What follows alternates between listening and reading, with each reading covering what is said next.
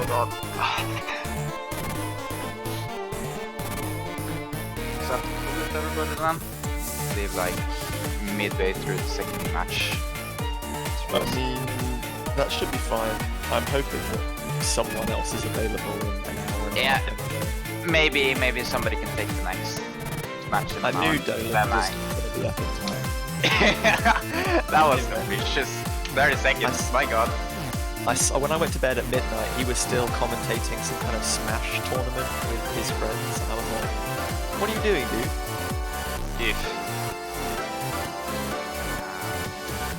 Shit, I need to set up stuff for keep my needs.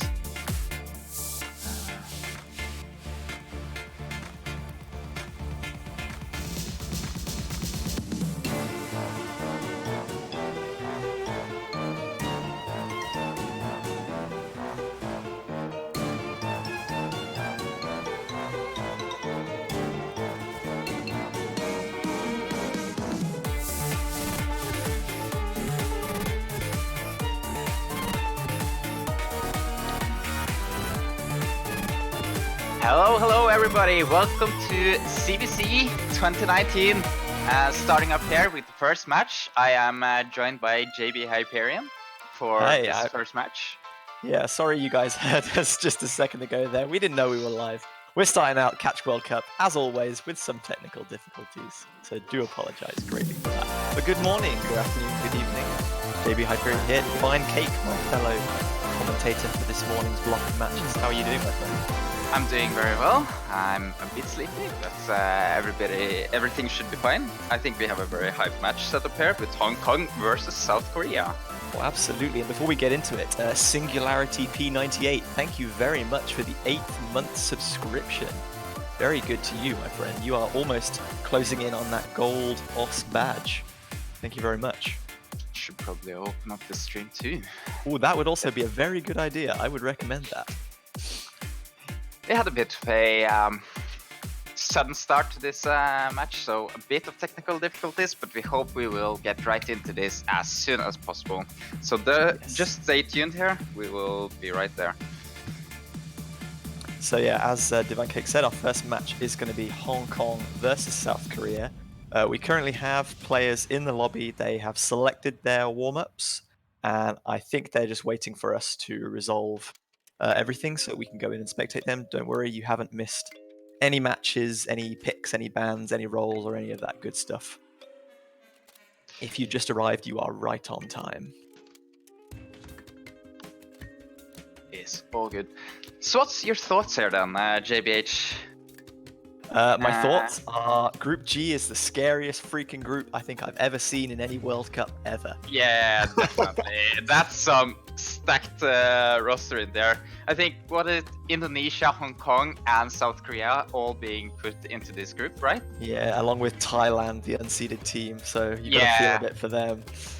Not a weak team by any stretch themselves, but they have a mountain to climb if they want to qualify this year. They definitely have a mountain to climb to get out of this group stage. With 3 strong teams here, definitely all contenders to get out of group stage. However, only 2 of them can. So it will definitely be a struggle for all of the teams. I think South Korea showing up a really strong roster this year will probably snag out one of those spots. Yeah, we were saying that this is a really tough group, and South Korea are never usually a team that you think could go out in group stages, but this is one year where they're going to actually find it maybe slightly difficult for some stages. Hong Kong and Indonesia, both teams that often make it really deep into tournaments, but sadly this year, one of them's not going to be able to. But as you said, South Korea just have a monster roster this year. The average rank of their top 3 players is 3. All but one of their players is inside the top 50 global. They're just terrifying to try and strategize against on any mod at this point. Go figure.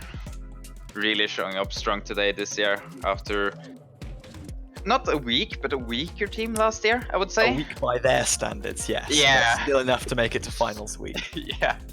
So South Korea were victors in 2015. They didn't do very well in 2016. They were victors in 2017 and again didn't do very well last year. So 2019 should be the year of South Korea again, if statistics are to be believed. They are the victors in the odd years. You can always trust statistics. They are never wrong. I love my statistics so much. I can't wait for the stats sheet. Oh, I'm so sad. So you're gonna come with those quick stats as we go through this World Cup here?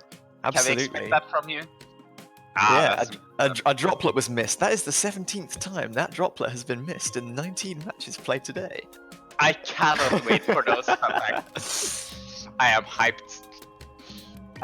So what about pick'ems then, JBH? You been into that? I have been involved in the pick'ems, yes. So if you have not, you can check out Hallow Watcher's pick'ems, and you can choose your own victors for each of the knockout stage matches. They'll be coming up obviously at the end of this weekend. Group stage matches have been confirmed. So yeah, who have you gone for? I think in this I actually went for South Korea and Indonesia, I believe. Coming out on top in these groups. If I would go through all of them, I would struggle a bit, but most of the time I just voted for the first two, because a lot of the time the strongest two opponents are the ones that have the chance. But definitely a lot of upsets. I'm not very confident in my pick'ems. Yeah. I am a bit out of this entire OS catch community. I haven't played in a year, basically, so I'm a bit now is the perfect time outdated. to get you back up to speed. Yeah, I'm actually, for the last, I think it was 2-3 weeks, I've been just hardcore practicing. So finally getting up my stamina and everything again. That's the feels player very life. Good. Yeah. I'll never leave this community. Oh, that's good. It is a great community though. It's not like those other competitive communities, toxic players and everything. I just love this community. like that standard and the Tycho and the Mania. Oh no, miss me with that. It's all about the fruits. It's those fruits and those puns. Those grape puns. Probably not many people care about this match. Well, if you don't care about this match, then there's something wrong with you. You need to care about this match. You need to care about this group. You need to care about this whole World Cup. This could set the tone of the entire World Cup to come. We saw in the first match of 2018, Philippines were highly rated, and then their first match was up against China. They got destroyed, and they never recovered from that first match. They're still looking to make it into a knockout stage. So this could decide everything in this Group G, which is one of the closest and most dangerous groups we've seen.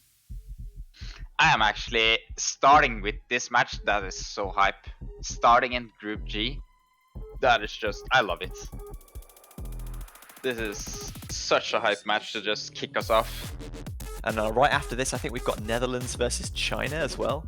Oh.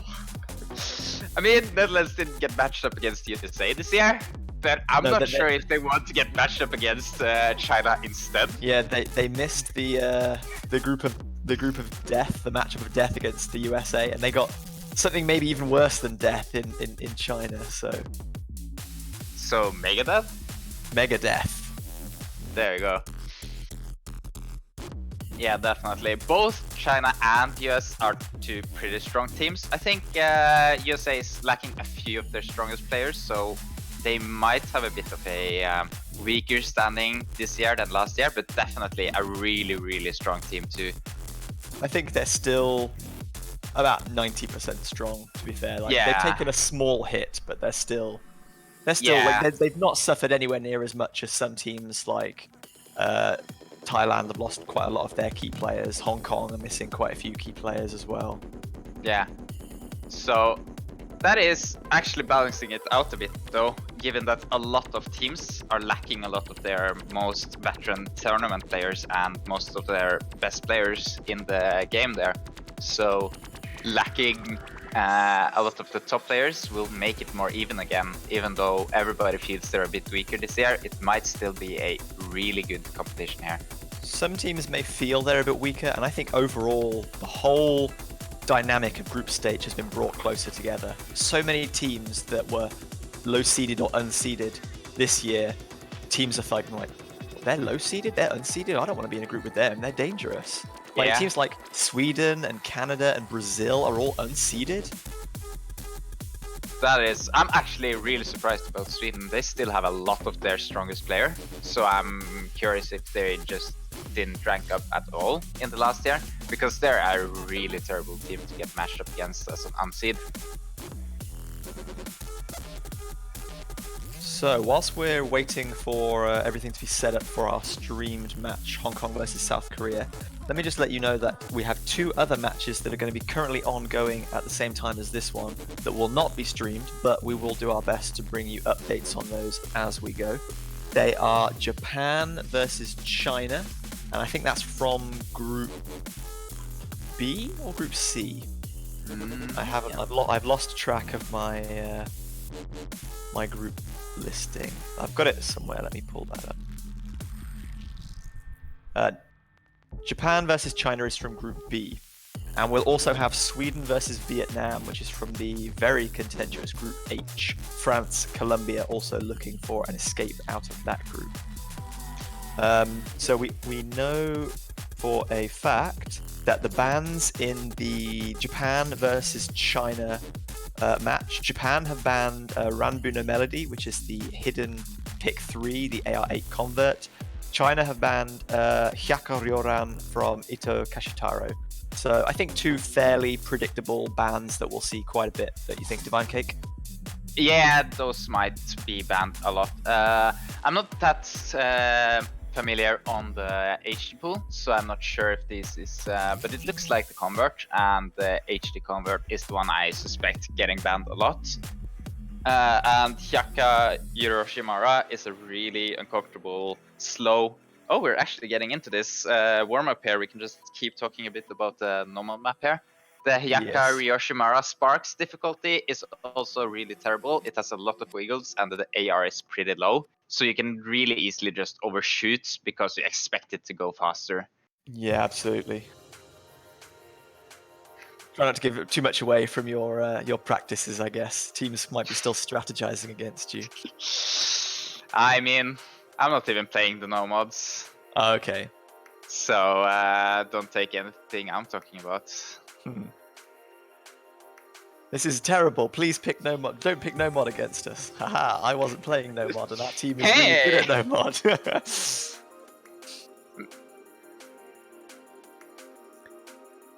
Well, that's true. Having some insider knowledge here on the Norway team comp. Ooh, yes. Who have you guys got in your group? We got Chile. Do we? No. We got Philippines, Taiwan, and the Czech Republic. Sorry. I was thinking about. Oh, yes. You guys are in Group E. So we're in Group D with Germany, Argentina, and Denmark, us UK boys. Yeah, so, I was actually. We've been having a look at your group and seeing if we make it through to knockouts, who we might be countering against you guys. So obviously, best of luck to you as well. Yeah, you as well. I was a bit surprised seeing you playing for the UK team this year. Well, I don't know. When the barrel is when they're at the bottom of the barrel, you got to pick up somebody. So yeah, seems that the UK is lacking some players too. Then. We're missing Sorcerer, but most of the rest of our kind of top 6 or whatever are playing. But they wanted me, so they got me. But anyway, yeah, we've finally made it into the lobby, guys. So you Road to the Legend, mapped by Touch Me of the Hong Kong team. So this is obviously Hong Kong's pick. So yeah, we're getting right into it. R18 taking no fail, just in case there's obviously a failure on their side. Latifasana opting for Relax, I think. Very interesting pick for a warm-up. If you're wondering why his catcher is teleporting around like that, he's not doing any funny business. He's just playing Relax. There's some dodge the beating going on, alternating with some actual gameplay there. Very. Pick warm-ups because some teams are like hyper serious and pick stuff that they think they're going to be playing in the pool, and they practice the players that are going to be playing certain mods. Other players pick like random 15-star maps just to kind of have a bit of fun. Some countries make their own warm-ups, and they're always good banter. Yeah, that is some lovely stuff. Personally, I just feel that one warm-up map before a session, or two for that matter, is just not enough to really get warm. So that's why it's more fun to just create some fun stuff, just have a bit of fun in the warm-up. Maybe show some nationality with some obscure national song. Yes. And I think the Polish, at least the Polish standard players are really good at that. Picking something patriotic. Something patriotic, something in Polish at least. But I haven't kept up to date on the standard tournaments lately, so I'm not sure. Do not quote me on that. So whilst this warm-up is just coming to a conclusion, China were the winners of the first match. That was their pick. They selected When Time Sleeps, the second double time selection. Dusk top scoring in that one, so China lead 1-0. Japan will make their first pick next. So just keeping you updated on that one. China, no surprise, they're starting with double time there. I think that's a mod that they're very strong on.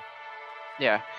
I don't think we go over how the bans work though either. Maybe some people might be unfamiliar with the new format there. So we might have to should explain that.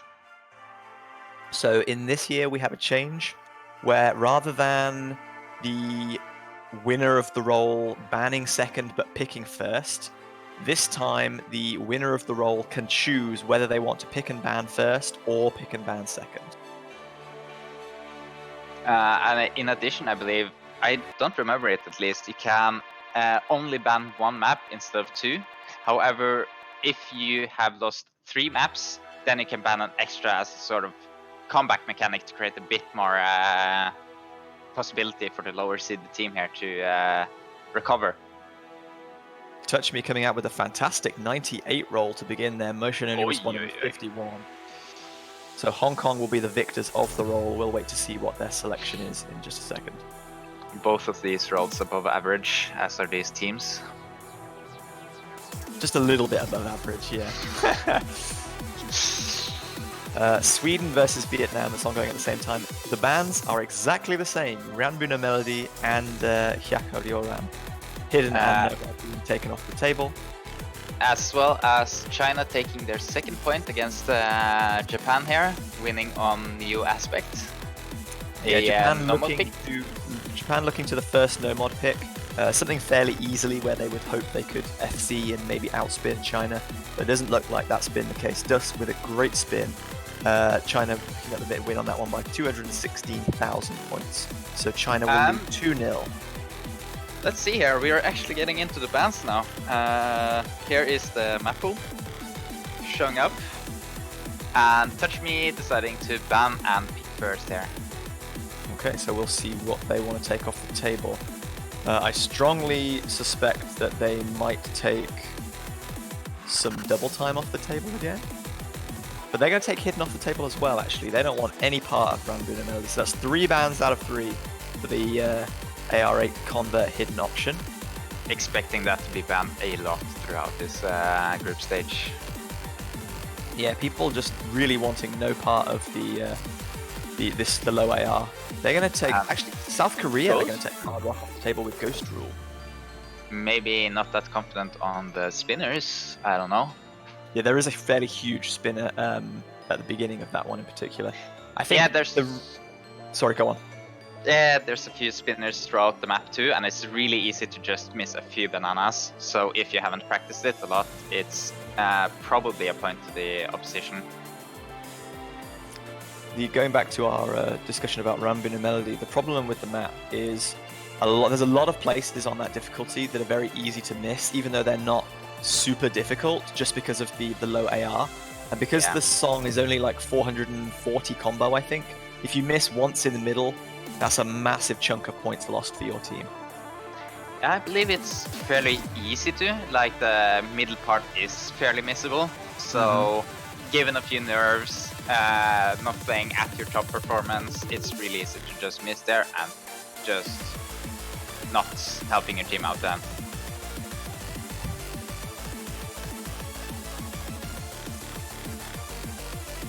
So motion picking here the first map.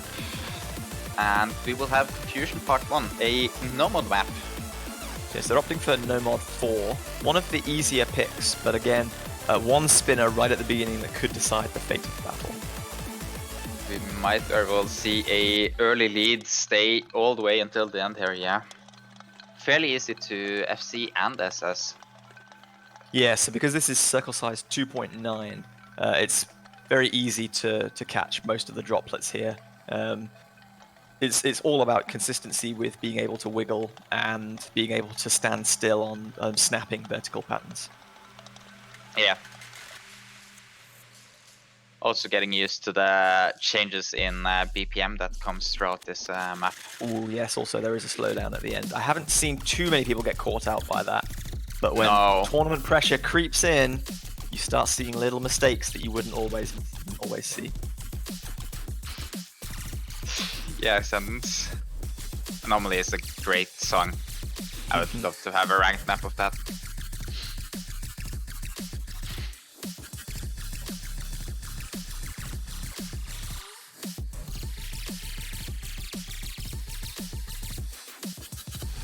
So it looks like we're just waiting for players to ready up. Yeah, it seems we are Dave already has starting started in the timer. a few seconds here, and there we're in. Here we go now. The Catch World Cup 2019 begins, at least on stream. We already got a few other points. Actually, about that, China taking their third point here against Japan, winning on pre-dawn, the HD pick. Yeah, winning in the hidden pool as well. Very difficult for Japan. Terrifying team. But let's talk about this match. Yeah, South Korea have taken the early spinner lead, which is going to continue all the way through unless there is a drop. But as we said, it's kind of difficult to miss too many droplets on this map, so I don't think that spinner lead is going to be counteracted by South Korea's accuracy if they were to take a huge hit. So this one is all on whether South Korea can find a miss. Yeah, and they whether will Hong Kong need to get can that hold. miss.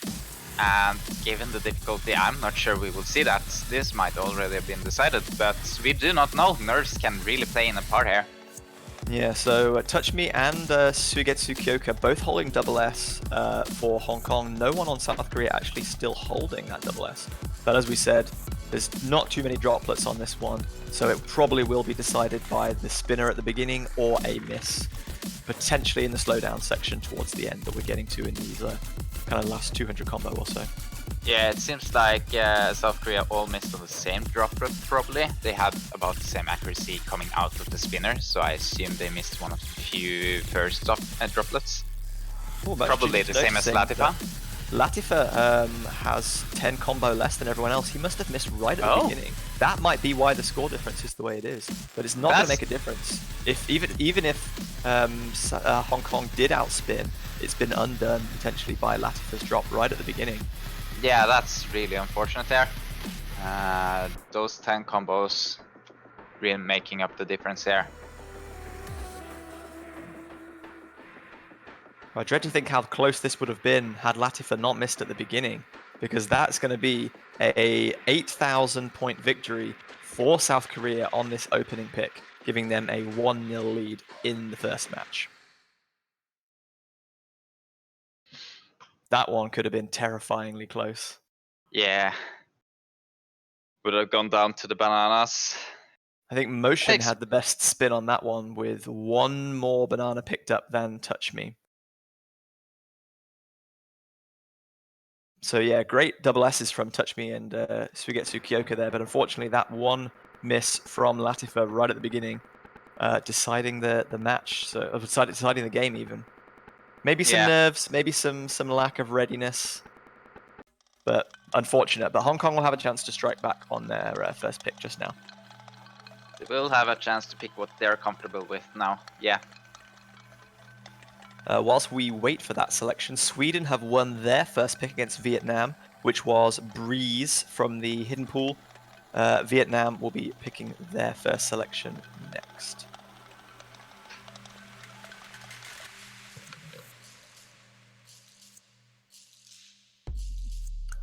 So what do you reckon Hong Kong will go for here?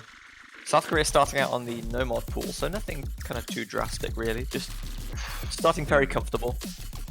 I'm not that sure actually what they would go for.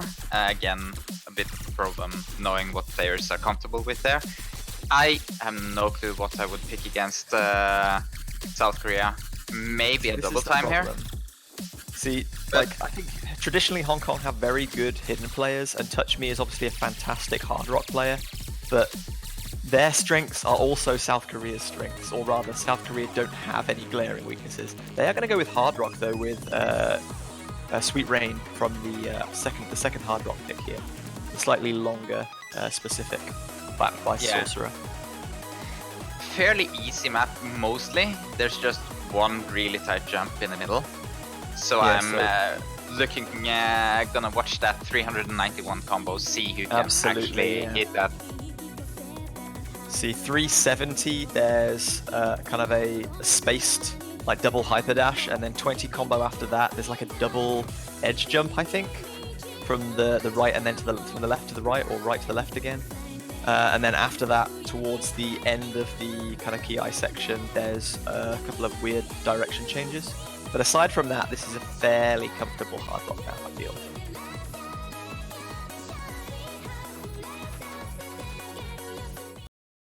Interestingly, Vietnam in their match against Sweden also first picked Confusion Part 1. Captain Absolute with the MVP performance on that one, but unfortunately their other players couldn't keep up, and Sweden were victorious on that one by 376,000 points. So Sweden now lead 2-0 and will pick again. Japan have lost another no-mod pick versus China on Inochi ni Kirawarete Iru, the long no-mod convert number 6. China now 4-0 up, 1 point away from match, and they will be picking next. So looking already very strong for China.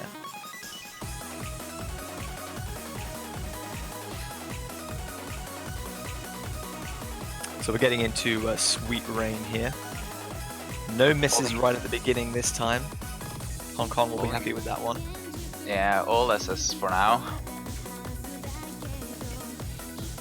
I'm not actually sure. Do you know if there's any spinners in this map? There is one spinner at the very end, I think, but it's quite short and it's not a very difficult spinner. I do expect most players at this level to pretty much max that spinner, because there's only really one obvious route through it. In a few spasms in your fingers might really just mess with that. 390 combo coming up as we come into the start of the Ki section. If we're going to see a miss, this is most likely where it's going to be. Yeah. Nobody dropping though, everybody still holding. Might come down to accuracy here, really close. Well, at the moment, all 6 players still holding a double S. Yeah, there's not that much to miss on the accuracy either. I'm not really sure what we will get here. This might even be a tie. Yeah, so people saying surprising, no people playing with Hidden Hard Rock. It's score v2, so Hidden doesn't add any additional score bonus. It's purely for reading aid. So whether you add Hidden to Hard Rock or Double Time is purely optional, whether you feel comfortable playing with that or not. And there's no kind of incentive to pick it for additional score. Coming into the end of the map here, all 6 players still holding that double S. It could be decided on the spin. This could go to a tie if they both teams max the spinner. Really great play here from everyone. So here's the spinner.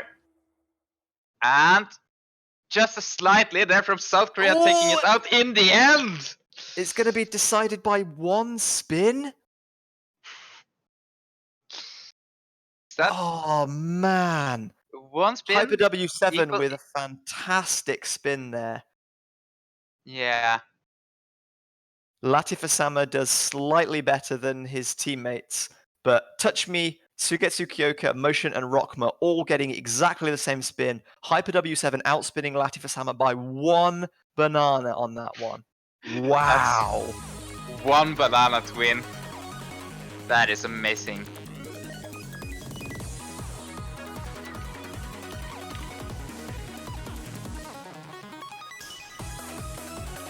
That is some terrifying consistency from both teams. They're really unfortunate for Hong Kong.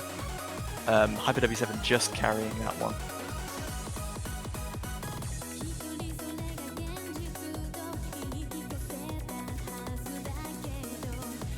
So South Korea get to select their second pick. They're currently sitting at 2-0, looking very comfortable for them. I wonder if they will stick with no mod or if they'll decide maybe to try something a bit different.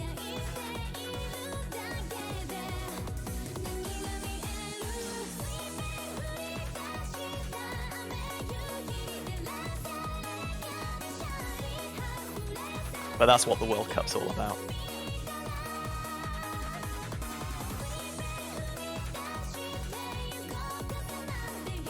Still waiting for South Korea to elect their next pick.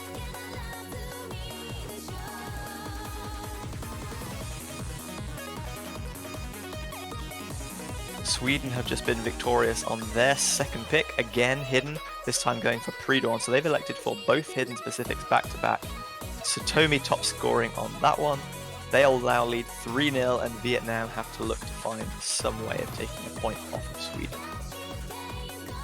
Sweden, the unseeded team in Group H, and a lot of people actually giving them the nod over Vietnam and Colombia above them.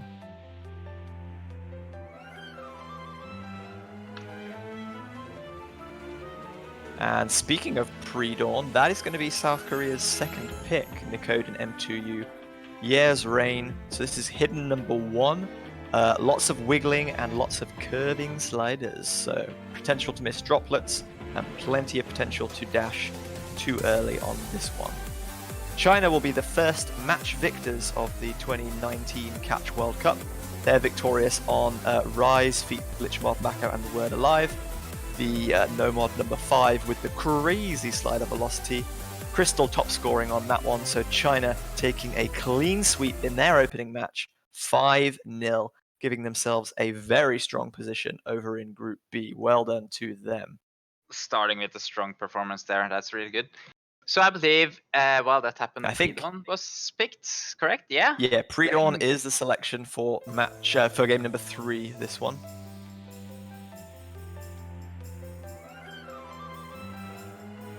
Just waiting for all the players to load into the lobby, and here we go. Game number 3.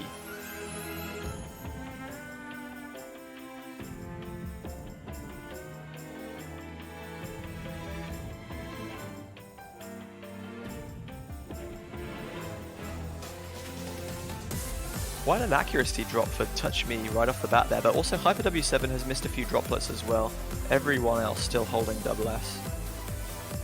Both teams very evenly matched at this stage, thanks to those 2 accuracy drops, 1 on each side. This is one of the trickier sections of the map, I think. The short 1/4 dashes with direction changes.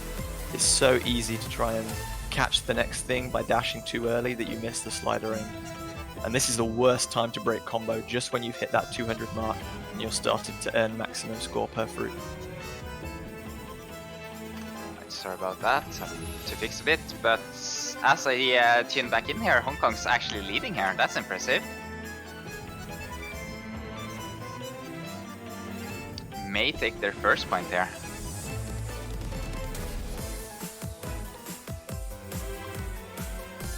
We will just have to wait and see if there will be any combo breaks. Actually, a combo break here from Shigetsu Kyokuma. Yeah, Shigetsu Kyoka and Berea have missed, but everyone's still back up at 200 combo now. Hong Kong just edging a lead out at the moment, but it's very close. This might come down to the wire here. The Ki is not too difficult in my opinion, so this one could go in Hong Kong's favor if they can maintain that combo. There are no spinners on this one.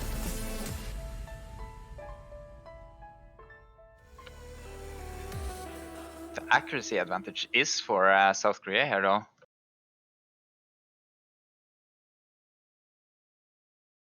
I think that's going to be a 1,500 point victory for Hong Kong. They will take their first point. starting with the comeback here. Yeah, so it's just really unfortunate. Yeah, Motion actually getting an SS there though. That's really impressive.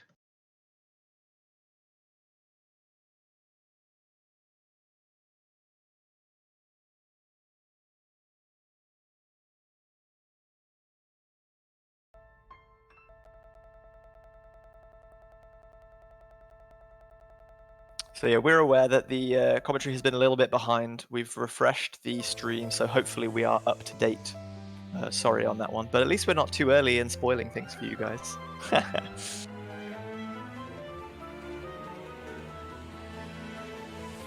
So South Korea have actually lost their second pick. So Hong Kong have a chance to pick next and potentially even the score.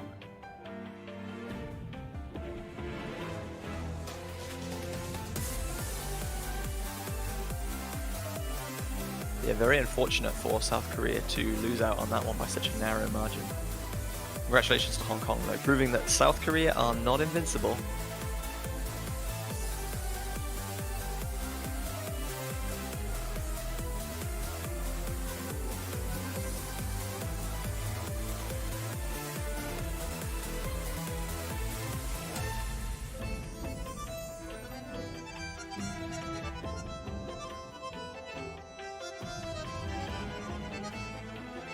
Yeah, the difference in that one was all in terms of where the misses occurred. Berea missed inside the first 200, so they spent slightly longer in that.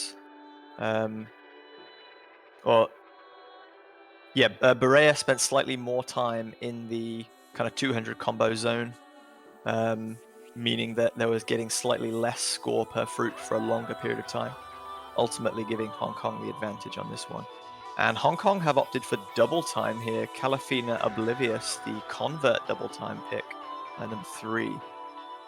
Lots of long sliders and long dashes on this one, and a couple of really difficult dashes combined with hyper dashes, especially in the start of the song. 210 combo in particular, proving a little bit of a tricky one.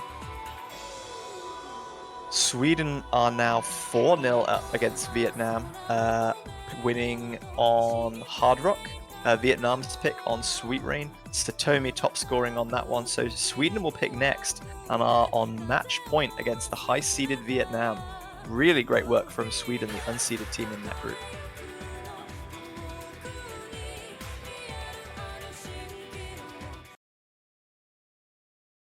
And in the meantime, we will wait for players to ready up. Match is just about to begin. Hong Kong looking to level to 2-2 against South Korea in this first match on stream of the 2019 Catch World.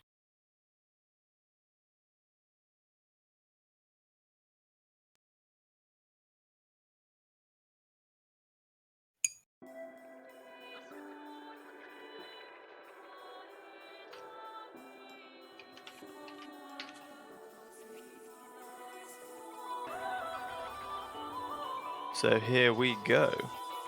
The start of this map is really quite easy, nothing too difficult until we get to about 170 combo.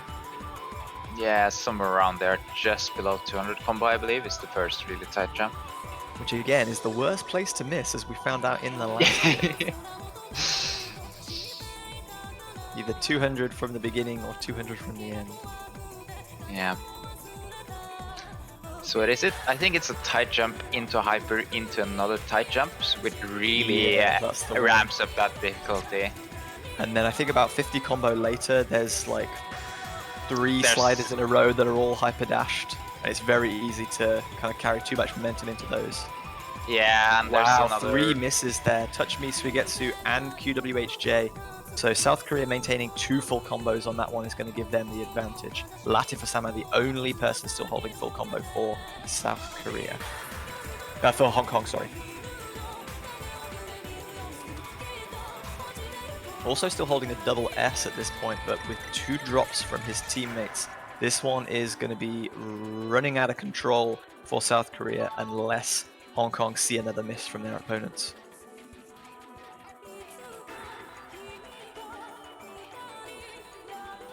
Just finishing that spinner there. pretty significant lead here to South Korea. Yeah, rocking up at about 50,000 points right now. Touch Me and Suigetsu only just hitting 200 combo to give them their maximum score. So the score gap has stabilized now at about 50 to 60,000, I think.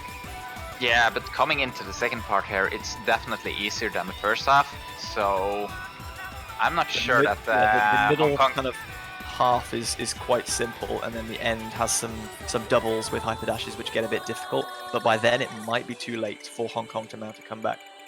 Yeah, I'm unsure here. They will have to hope for a fortunate miss there from South Korea to get back into this, I think.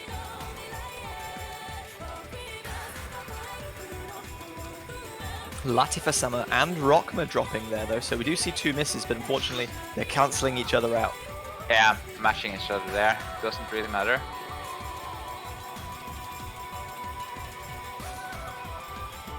Motion's still holding the full combo, the only player currently still doing so with the one droplet miss at present, coming into the last 80 combo of the map.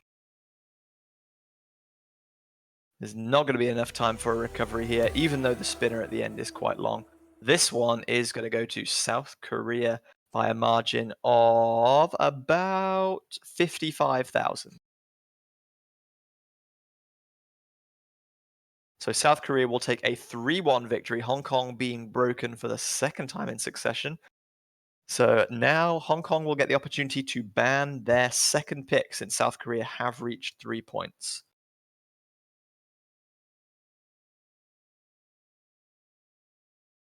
I think probably no mod or hidden is going to be taken off the table here. Although potentially double time, but considering the loss they have just suffered. They did just win hidden, so I don't believe they will ban another hidden. Ban that AFB map there. It was very close though. They might think that if that was their best hidden pick and they only won it by like 1,000 points, then maybe they don't want to chance it again. They might, but it was South Korea who picked that hidden pick then, so this is true. There is a chance, seeing that South Korea probably was confident on that, and Hong Kong now seeing that they could win the hidden pick. And with that, we also have Sweden winning over Vietnam here, sweeping them actually. 5-0, winning on Rise.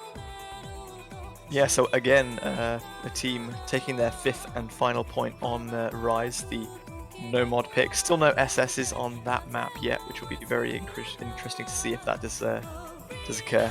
But yeah, Sweden taking a 5-0 victory, the unseeded team over the high seed in that group. Really impressive play by them. Definitely not a team to be underestimated. Definitely not. South Korea saying, I think they will ban hyper or motion. And it doesn't quite work like that. They get to ban a map and not a player. Touch Me electing to map here. No mod number 3, 1 life left to live. So yes, my map is seeing a little bit of ban as I expected it might do, but not right from the get-go. No, so they want to take the most difficult no mod pick out of the pool, I think. Yeah, I would say so. That is, while you probably can FC it when you are a bit nervous, it's extra hard and a lot of very tight streams to hit, tight jumps to hit. It's really easy to just dash a little wrong and just miss everything. Absolutely. So we'll see what South Korea are left with. Maybe that was going to be their pick and they got to think of something else. Maybe that doesn't really affect them too much. They're going to transition fairly quickly onto Breeze. So they're going for hidden again. They think even though we lost slightly on pre-dawn, we think we can win this one. So they're sticking with hidden, sticking with their guns.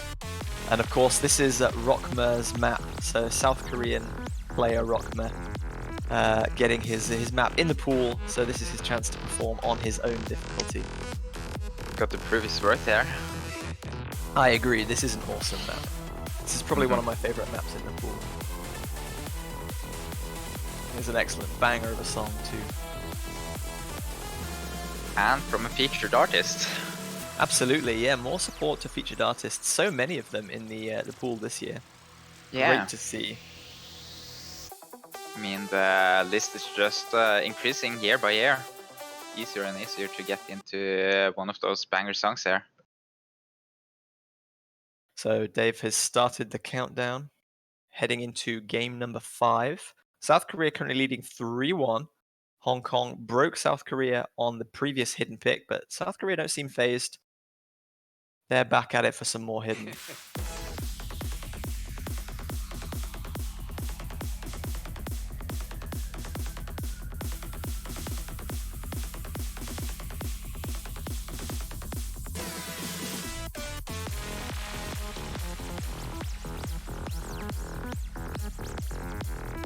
An early miss from Hyper W7 here on this one, I think.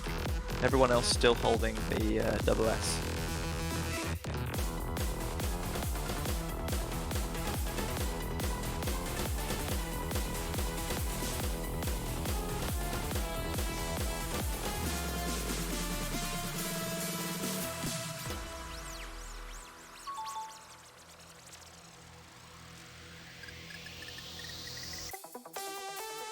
Nobody dropping on the bursty stream sections. Very easy to take a hyper dash too early there and miss a whole chunk of combo. But no difficulties. Coming into the slower section now. Just the one miss from Hyper W7 deciding things at present, giving Hong Kong about a 35,000 point lead at this stage. This is quite an easy section, just some gentle streaming and some light dashes. We've got another burst dense section coming up, and then it's into the Ki towards the end. Well, I don't think this is actually marked as a Ki, but it feels like it should be one. Mapper coming out there. Sorry, I can't help myself. It's cool. I should get back into that. It was fun. I'm so rusty, just making all the bad maps right now. It's not good. But coming into the end here, it's still a lead here. I'm not sure that South Korea can actually recover anymore. Yeah, they're going to be too late into the map, and that's going to be another victory for Hong Kong. This again on the hidden, and this time slightly more convincing. 4 double S's coming out, a slight accuracy drop from Lati for Sama, but it's not going to matter because the deciding miss early on from Hyper W7 is going to cost South Korea on that one. So 2 hidden picks, 2 losses. Maybe they'll regret that one in their next match. But for now, Hong Kong have taken a second point, and once again, they have a chance to equalize at 3-all on their pick. Yeah. Rockler saying ban Hyper W7.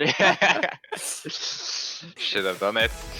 But I mean, wasn't it Hong Kong banning that final hidden pick? I wonder if they're a bit annoyed at banning that right now. Yeah, maybe they're regretful. Obviously, the no mod, the hidden convert AR8 is very different to both of those 2 picks. But maybe they are thinking we could have gotten a point there. But they can't dwell on that. They're going to have to choose something else. They have to choose something else. I would imagine though that Hong Kong would be stronger in low AR than South Korea. Seeing as South Korea usually plays hidden hard rock when they get their PP.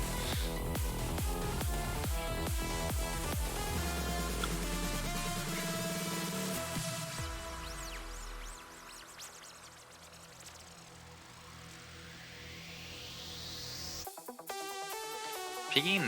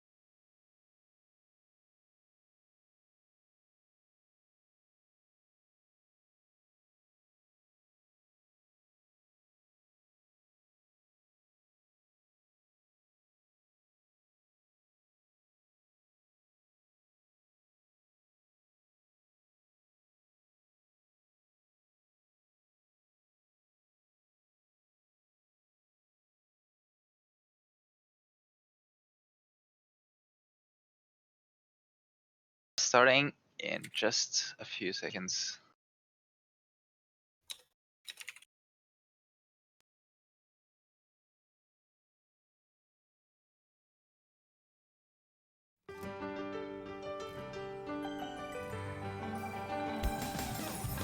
So Beret are going to opt for addition of hidden on this one. Everyone else still just sticking to standard double time. Obviously hidden just used as that reading aid. I'm not sure how adding hidden helps you catch any droplets on this one. Suigetsu Kyoka going to be the first to drop. QWHJ just loading into the map slightly slow, so we'll wait for them to sync back up before proceeding.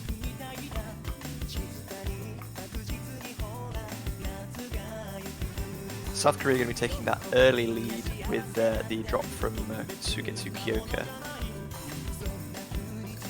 But it was very early on, so a miss from South Korea later on in the map, as we saw in pre-dawn, could give Hong Kong a consistent advantage back.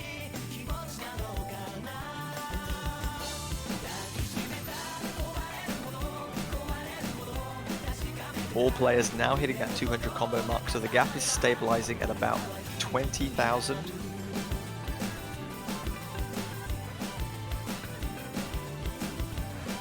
Accuracy is all looking very good so far from these players.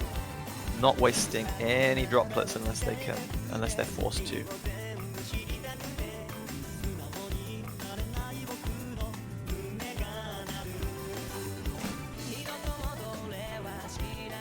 Approaching halfway, everybody's still holding full combo.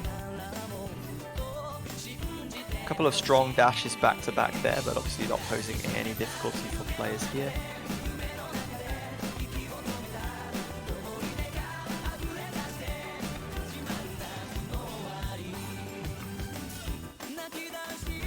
Still just the one early drop from Suigetsu Kyoka deciding the proceedings difference.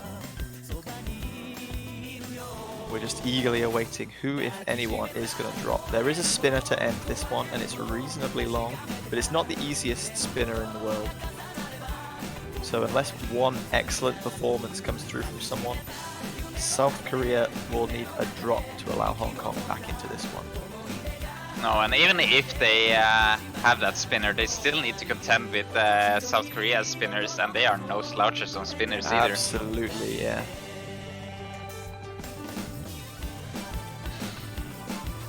This just speaks to the level of these players, though. Like, one miss is all that's deciding in this match, and you may think this is fairly easy or simple to do, but this is not that easy to do.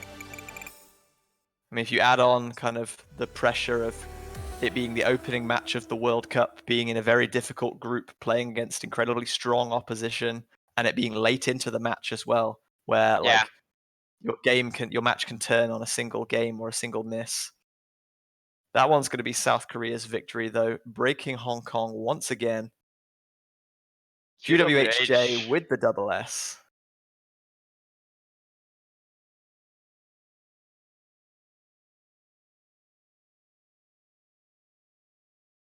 Again, could have come down to spin were it not from that one very early miss in the first 40 combo from Suigetsu Kyoka. Yeah.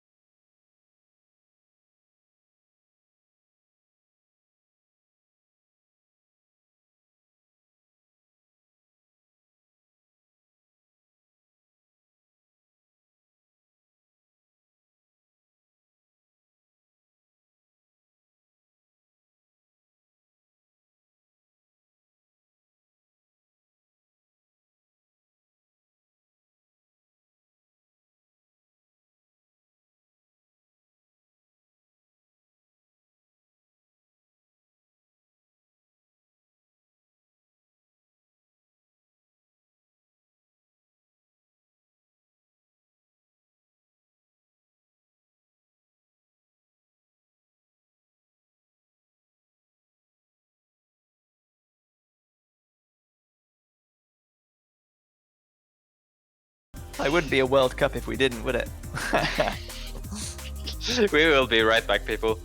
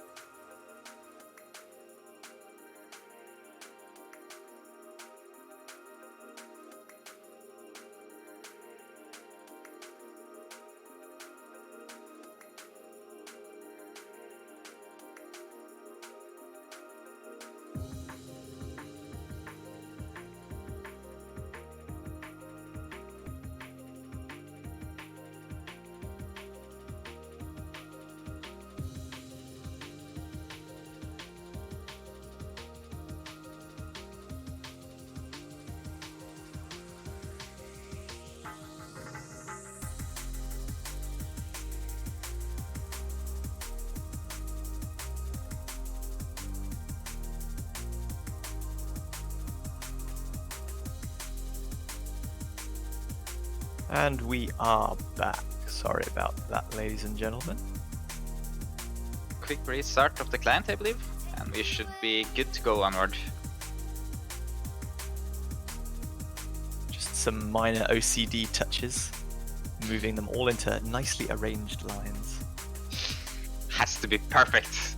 It does. Like it's so the irritating. stream. I can see pixels.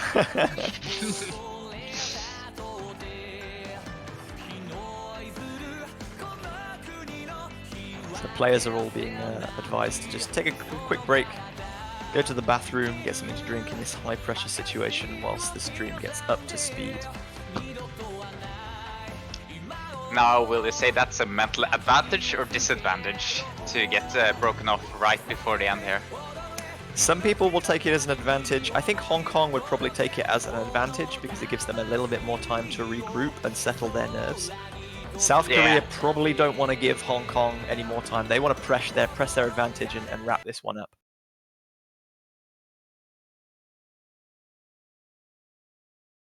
But we're going to be cracking into this one. Game number 7, potentially the final game of this match between Hong Kong and South Korea. Hyaka Ryoran. 4 minutes long, so this one could be a flip-flop affair, back and forth. May very well be. I do expect to see some misses, overshoots or undershoots on some of these wiggles. Similar to some of the other maps we've talked about, this is one pick where there aren't many parts that have extreme levels of difficulty, but being consistent on some of the wiggling patterns across the whole map is really quite difficult. I think all players matching scores on that first spinner. Suigetsu Kyoka with a very early miss once again, totally misreading that anti-flowing one quarter repeat slider. So that's going to give South Korea again an early advantage. And at the start of a long map like this, you do not want to be going on tilt with a really early miss. We will hope that that doesn't affect him for the rest of this game.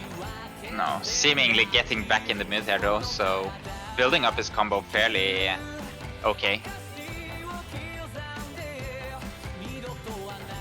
Yeah, the max combo on this one I think is like 1400, so one miss doesn't make too much difference unless the other team doesn't miss at all, in which case it makes all the world of difference.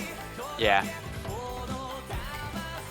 I don't think that will be the only miss we see, but if this is South Korea's pick, then they should be feeling, I guess, fairly comfortable on this, or at least confident that they'll miss less than Hong Kong will.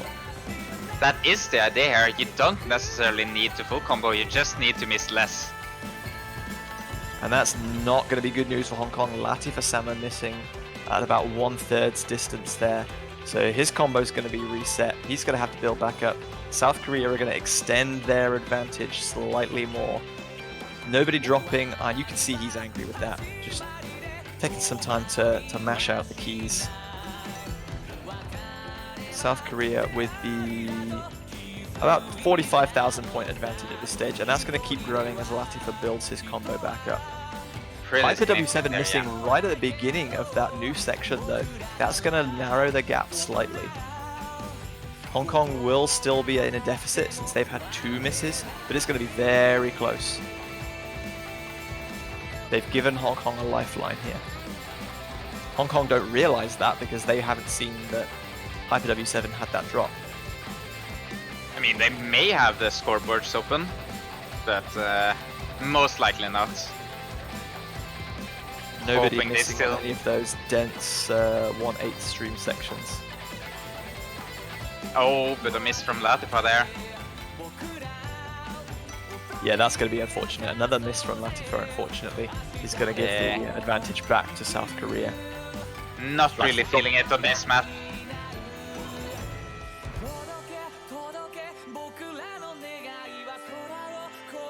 Yeah, 1/3 of the map still to go. Latifa still has to build his combo up significantly before he's achieving that maximum score. At the break, he's going to know that he is in the deficit for his team. Yeah. 60,000 points the advantage for South Korea at this one, and only about 400 combos still to go.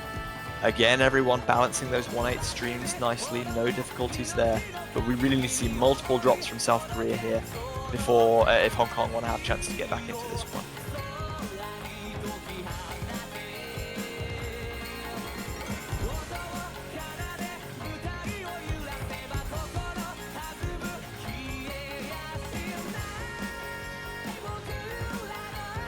And as we said, there's no massive difficulty spikes at any point on this map. It's all about nerves and consistency.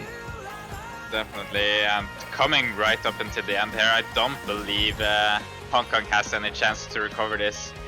Yeah, this one's going to be decided, folks. South Korea will be taking the 5th point of this match, taking the victory 5-2. Berea with the double S MVP performance on that one. Really great performance there from South Korea. Really great performance from Hong Kong here too, taking 2 points off South Korea. No easy feats. Absolutely not. Great performance by both teams. What an opening match we've had there. Fantastic. I hope that sets the tone for the rest of this World Cup. I really do hope so. But with that, I will actually have to go myself to prep for my match. So I will leave JBH alone here for a while until Elux can come in. I believe also we will... All alone. I believe also we will do a quick restart of the stream, so you guys keep tuned. We will be right back.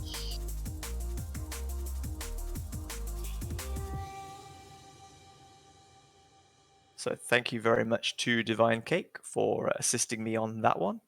So as you can see, Hong Kong falling to a loss against Korea, but managing to take 2 points off of them in the process.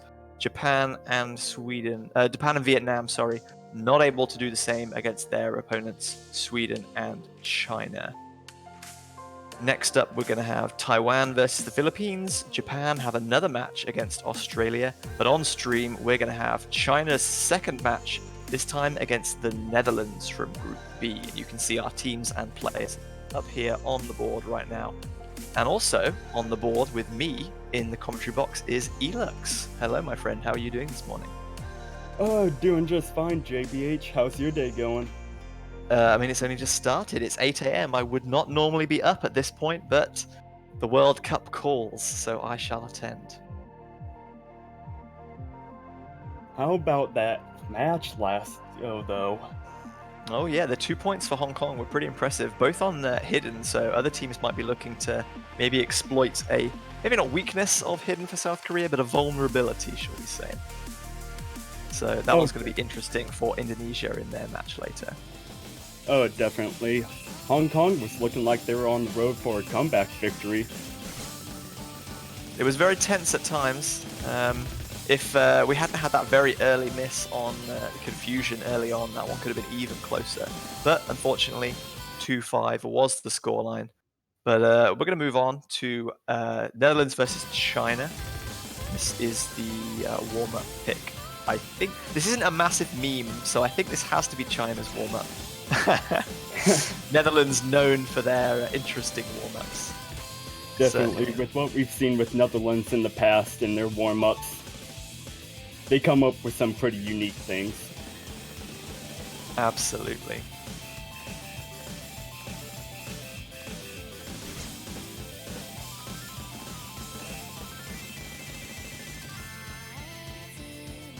So we were talking about pick'ems in our conversation earlier. Elix, have you played the pick'em game? I did. I had Vietnam over Sweden, and Ooh dear. we seen how that went. So Not a great start to your pick'ems campaign for that one, then, huh? oh no, definitely not. I was never any good at any pick'ems campaign. It's all good fun though. Oh yeah, definitely. Well, maybe you'll make a comeback with the remaining matches. Here's hoping. I have a few upsets predicted, so Yeah. hopefully those will go through. Predictions or spoilers? I would say predictions. Revealing the script early.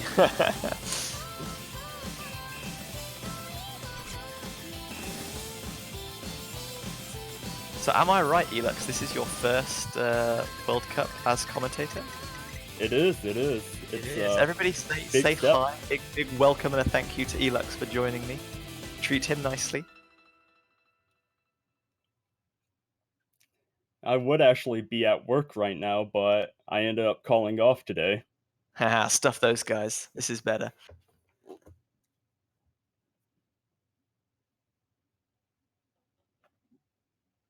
I'm very grateful that you did. Now I have a commentary buddy, yay!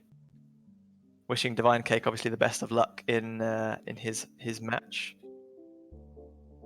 He's got a fairly tricky Group E against Philippines, Taiwan, and debutantes Czech Republic, I think. But obviously, best wishes to them. I think this has to be the Netherlands pick. I'm not even going to try pronouncing I'm not this even one. gonna try that. And go figure, with Netherlands, we see another CWC made warm up.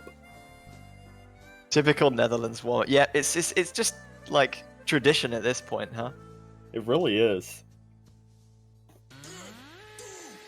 I'm not sure if this is passable without no fail. I think at this point it will be more shocking to see Netherlands go with a serious warm up instead of one like this. That would be the ultimate kind of bait and switch, wouldn't it?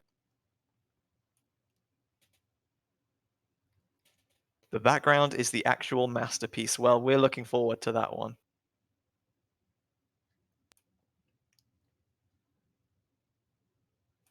And Yeah, oh my for gosh, any- just hearing this already is making me wonder what they put in. Oh, this is going to be fantastic. For anyone new to CWC or World Cups in general, this is one of the most amazing annual traditions for the CWC. The Dutch warm-up is always fantastic. And hopefully they get a good run in the tournament so we can see this one a few times. Looks like Kalyanet will be playing Relax, Dodge to the Beat for some added variation on this one. Already we can see some notes within sliders and notes stacked on top of other notes and spinners stacked on top of other spinners. This one's got a little bit of everything, huh? Just complete mayhem already off the bat.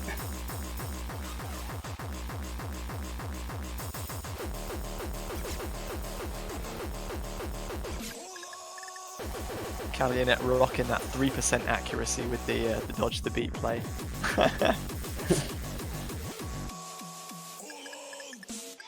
Look at that teleporting catcher. Relax is so cool to watch.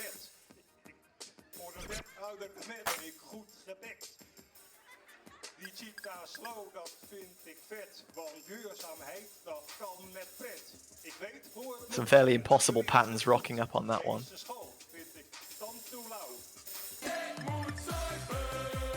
Oh yeah, we got the slider going art. on. We got the slider art.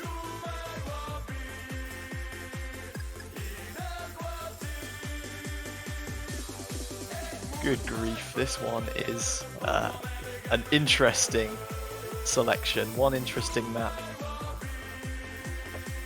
This is definitely an experience right here.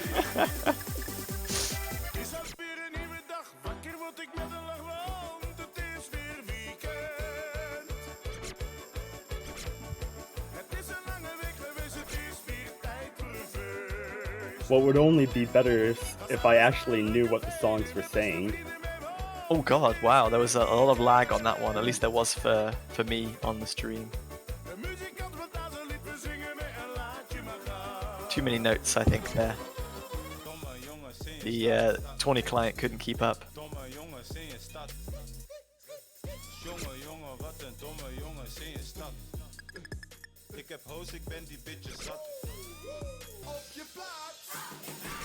Any aspiring mappers watching this one, this is 100% absolutely how you get a ranked map in Oscatch, so do take notes.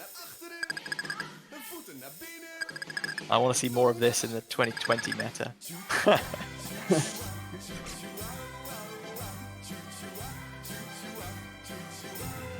Even through all of this nonsense, Kalyanet is still at 10% accuracy.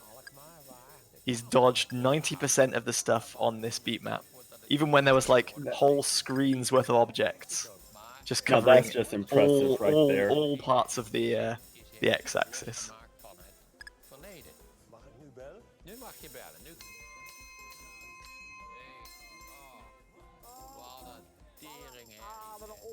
Je hebt nooit geen geld. Fruitvanger!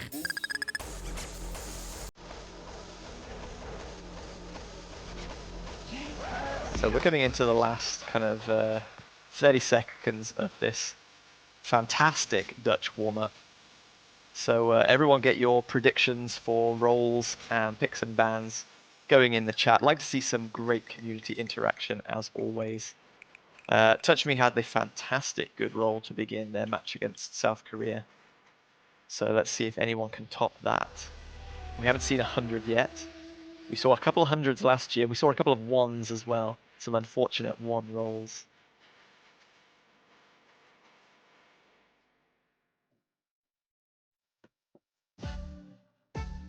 It's just every year with Netherlands, I think that they can't do anything more to surprise me, but they do. They somehow manage. Kalyanet with the 3,972 misses, 10% accuracy. What a god.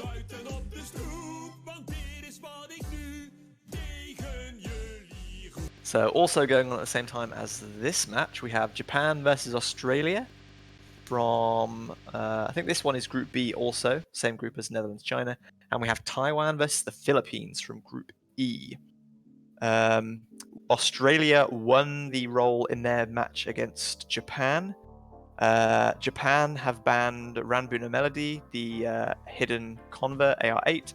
Australia have banned Pre-Dawn, the first hidden pick, which is interesting because I think they were a pretty good hidden team, but obviously they just decided that that map is not for them. So 2 hidden picks already off the table. Only Breeze remains in that one. Penn saying thanks for playing, everyone. Yeah, that's the match. Like Yep. there's not going to get any better than that one. That was it. So here is your map pool for people who are just tuning in.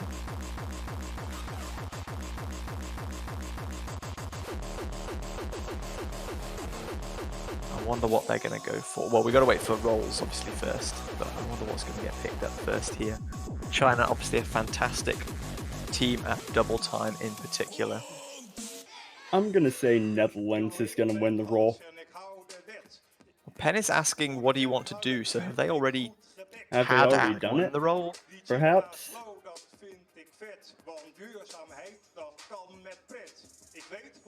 That hasn't popped up for us, but what do you want to do? Win. Excellent call, Sarton.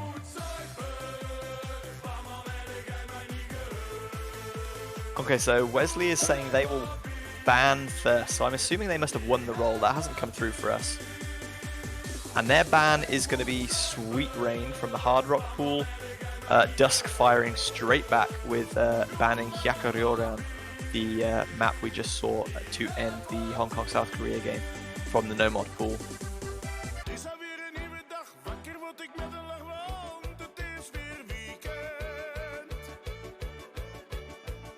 A little bit of confusion. Matt294069, you have 1 bit. Thank you very much for the singular bit, my friend. Welcome to the stream. It just seems like this new rule is really confusing. It's causing just a little board. confusion, yeah. Just a tiny bit.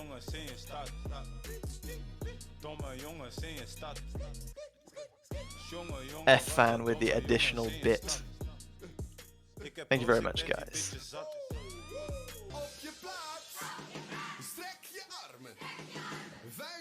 Yeah, first ban and first pick, or second ban and second pick.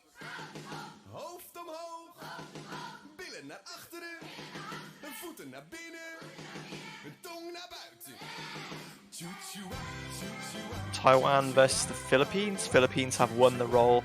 Taiwan have also banned Rambuno Melody. No surprises there. And Philippines have also banned Pre-Dawn. So identical bans in the Taiwan versus Philippines game. 2 hidden picks taken off the table. It just seems no one likes those maps apparently. I don't know what's up with them. I actually like Pre-Dawn. I think Pre-Dawn is a nice map too, and I think I'm one of the only people that thinks Ranbuna Melody is a cool map as well. I might be in the minority on that one, but yeah, I get the feeling there's one that we're going to get seen quite a lot. We did mention that on the map pool showcase last week, that even though it was an easy AR8 map, it was still going to get banned quite a lot, and it looks like that is proving true. So it looks like with Netherlands banning first, Dusk selecting to pick when time sleeps from the double time pool. I think. Gosh, I'm so confused. This new ban system is really throwing me for a loop. It really is, and it looks like you're right. Dusk is picking when time sleeps. So that's not a surprising select. I'm surprised that they've gone for the easiest double time pick first, or at least in my opinion, this is the easiest of the 3. It's the fastest, but it's also like fairly simple movement. The flow is pretty straightforward. Again, lots of very dense spinners on this one, so if everyone is pretty competent at double time, this could come down to a spin battle. And I think China have some very scary spinners on their side. Oh yeah, and we see how Dusk is #1 in a lot of the leaderboards. So we know he's a very dangerous spinner. That is something that Netherlands is going to have to keep in mind when it comes to spinner battles. Well, spin battle only matters if everyone FCs, and Netherlands obviously True. know that China are a very strong double time team in particular. So they'll be looking to get their triple FC of their own on this one.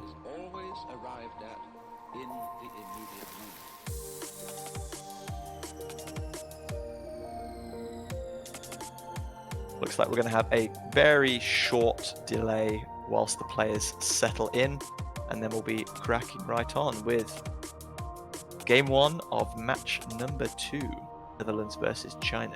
If you're just joining, you've only missed warm-ups and the picks, the rolls and bans.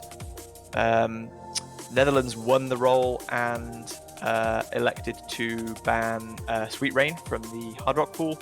China responded with Hyakaryoran from the No Mod pool. China's first pick is When Time Sleeps from the Double Time pool. And it looks like Kev is using a last-minute bathroom breakup. He is back now.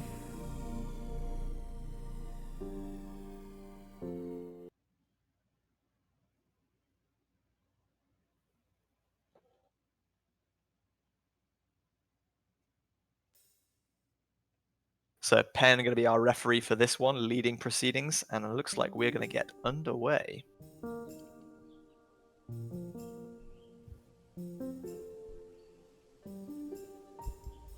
Just as this one begins, Australia have won their first pick against Japan, electing with Ghost Rule, the Hard Rock Convert. Chicken Nando taking the FC and MVP performance on that one. Japan looking to get their first game victory. We see an early miss from Dusk, missing that first note in the song. Yeah, not quite sure what he was thinking about this one. The start is very slow, so maybe he was just really not ready for that one at all. Like, missing the first note is not the end of the world. Like, there are a lot of spinners on this one that are very dense, so theoretically, even if everybody FCs, with China's spin ability, they could still overrule that difference. But not going to be the best way to start out the match. Sarton going to be dropping, though, right as they hit, and Wesley dropping as well. That's definitely not good news for the Netherlands. That's going to hurt them bad.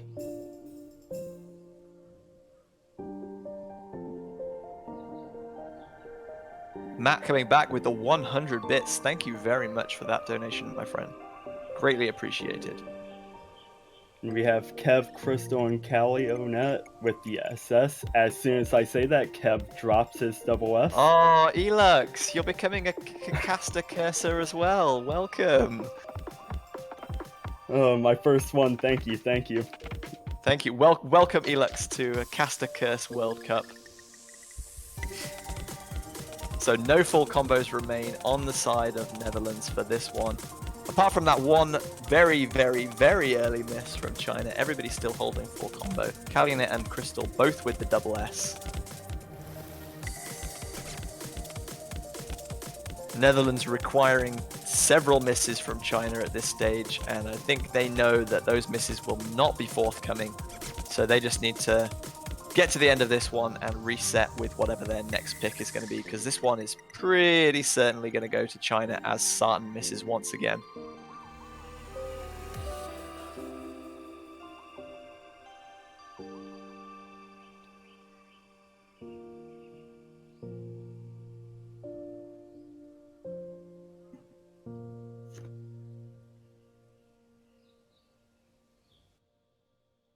And that'll do it for our first match. Crystal and Kalyanet holding that double S. Dusk with that one miss.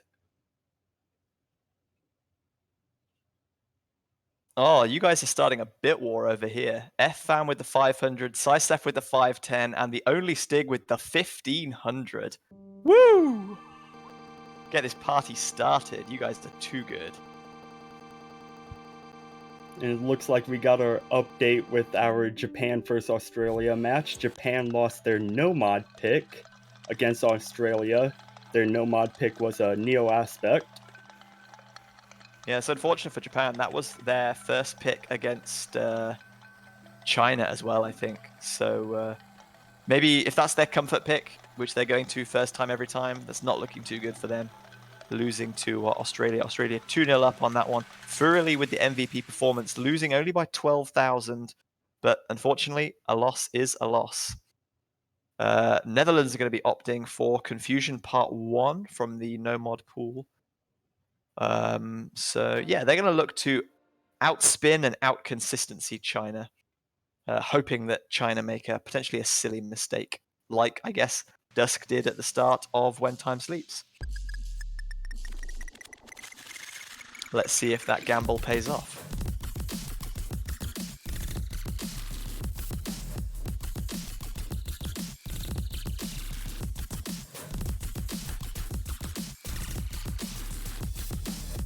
So opening spinner is the only spinner on the map, and it's quite a long one. I think China just edging that one out as we maybe expected. And Kev with an early miss. Very early miss. That's gonna also help give China the advantage. Again, another miss from Kev there as well. That's not so hot. everyone hitting that 200 combo mark except Kev is going to give China a significant advantage. This one isn't too long. 2 minutes and about 890 combo. So there is still chance for China to see a miss and Netherlands to come back. But given what we know of China and their consistency, especially on these easier group stage map pools, this could be the start of a very significant slide for Netherlands that they do not want to be getting into.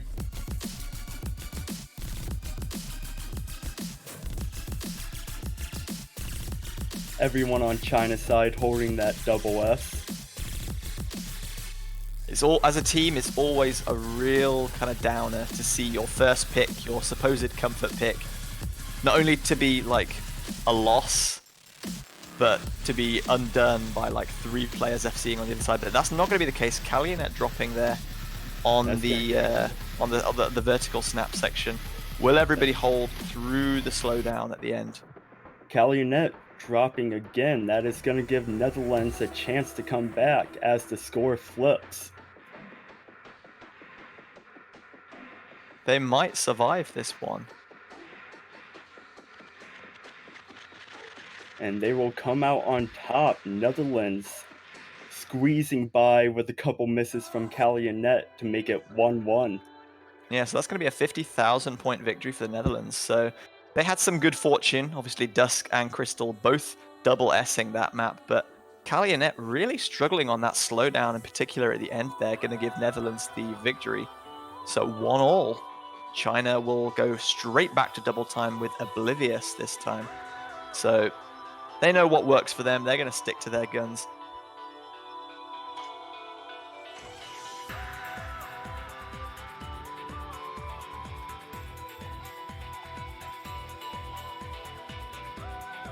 And we did not mention it earlier, but an update on the Taiwan and Philippines match. Taiwan are up 1-0 right now. Philippines lost their free mod pick. That's hard rock for this tournament because free mod does not exist. Yeah, so Philippines picked Survive, Save the Prophet, Found and Lost, but Taiwan coming out victorious on that one. It's lingers with the MVP performance. So Taiwan will have their first pick next, and they could take a 2-0 advantage on this one.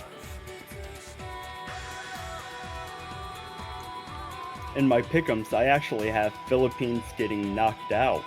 So I also have that one too. I have Taiwan and Norway. So I Philippines also do. top seed in their group, but I have seen them choke in World Cups before. So unfortunately, yeah, I'm giving Norway the nod over Philippines in this one.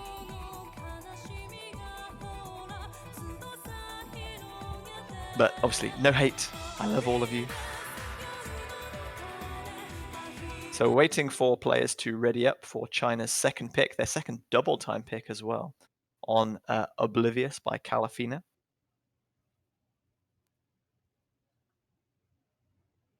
Pen going to be readying up the lobby for our players.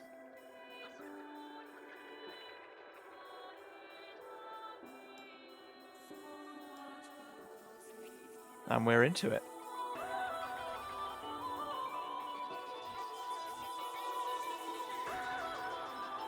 Start of this map is not too difficult, just some short dashes to long sliders.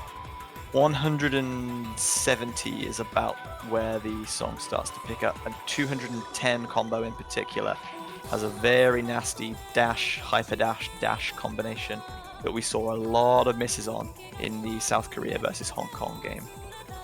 That's coming up right about now, so we'll see if all of our players survive, how many victims this one claims.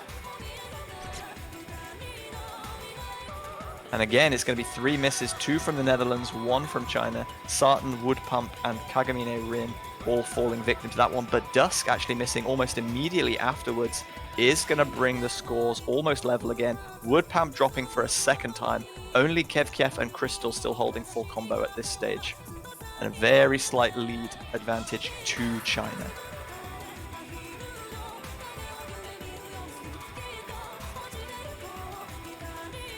That advantage is going to be extended ever so slightly as we come back into an easier section because of that additional miss by Wood Pump.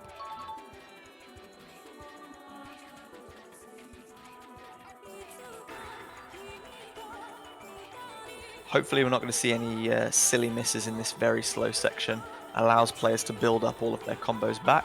Sartan and Kagamine Rin have both again hit 200.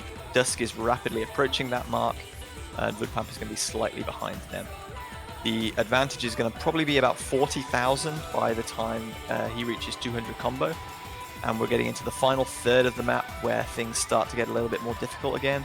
We see some dashes combined with doubles, where if you miss once, you miss twice. So that's going to be a little bit of added pressure onto the score of those players who drop there. But we'll see if that applies to anyone. Quite a long spinner here, and then it goes straight back into some more tap dashing patterns. Everybody's still holding for the moment. Only about 30 seconds left of the map, maybe less. Wood Pump is going to miss again, though. That's not who we wanted to miss. That is not what you want to see if you're rooting for the Netherlands right now. Absolutely not, no. Crystal still holding on to that double S as we're heading into the final stages of the map. All players on China would have double S were it not for those 2 drops from Dusk and Kagamine Rin. That is some fantastic consistency from China, but unfortunately, those 7 misses from Wood Pump are going to decide this one. China take the victory. Obviously, 2 FCs from KevKiev and... Sartan had the 1 miss as well. So SS from Crystal, FC from KevKiev, but those misses from Wood Pump going to decide that one. China take their second game point, second double time victory. Netherlands to take their second pick next.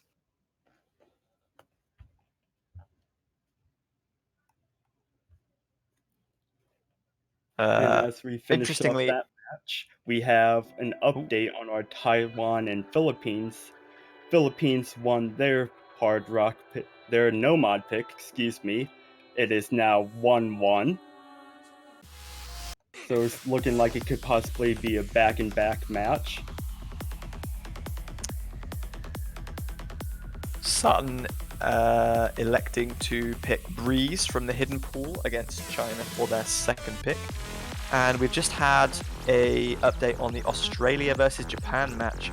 Australia won their DT pick against Japan, also on Oblivious, by 3,426 points. Very close, very little to decide between those two. Sterncraft subscribing with Twitch Prime. Thank you very much for the subscription. Enjoy your shiny new circle badge. Thank you very much again for that one. So waiting for some players to swap in and out here for the hidden selection.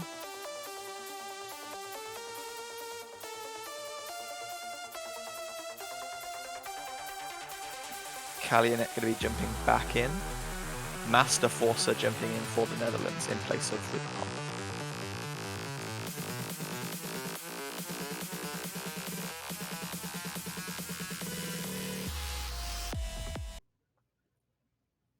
And here we go. We are starting our hidden pick for the match. So Netherlands had some good fortune in taking that first point, so they'll be looking to do the same on this one. Kalionet with the several misses, which was the deciding factor between the two teams, so hopefully he's not too rattled. And let's The see if start of Netherlands this one can- is kind of tricky at some places because the spacing, like if you try and hold dash, you'll often overshoot some of the shorter distances. But if you try and walk things, you might not be able to make them. So players gonna have to keep a close eye on their catcher position for the start of this one in particular.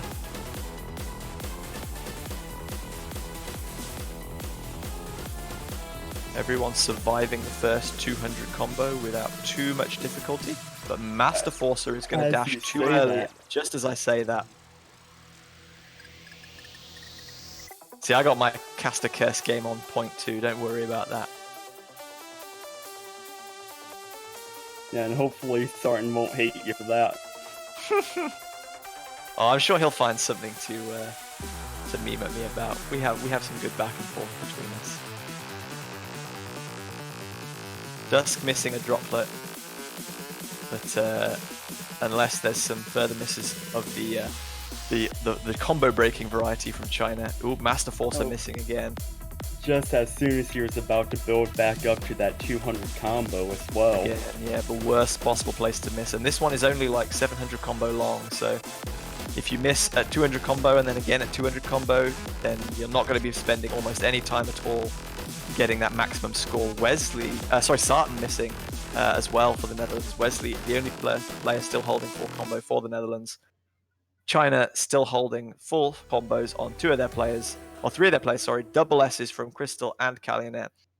That one's going to be a dominant victory for China by about 160,000. Wesley coming out the only one from the Netherlands with a full combo in that map.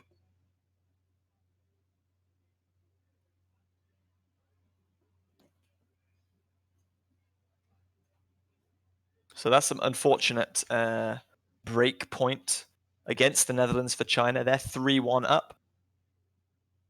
So as per new rules, China have got to 3 points, so Netherlands will be allowed to ban a second pick. I think it's fairly obvious what their second ban probably should be, given what's been picked and the results that have gone their way so far. And of course, that is going to be what happens. Absolutely nobody saw that one coming. Wesley will elect to ban Natsu no Owari ni Omoi Koto, the third and final double time pick. Obviously China picking 2 and winning 2, so yeah, pretty obvious decision that one. That's definitely going to relieve some weight on Netherlands' shoulders. They're not going to have to worry about that final DT pick. China are going to be also picking hidden. They're going to go for pre-dawn. Maybe they feel that they can drive the hammer in a little bit. Netherlands thinking they were quite good at hidden, but China are like, do you think you're good at hidden? No way, man. We're good at hidden, and we're going to prove it to you right now.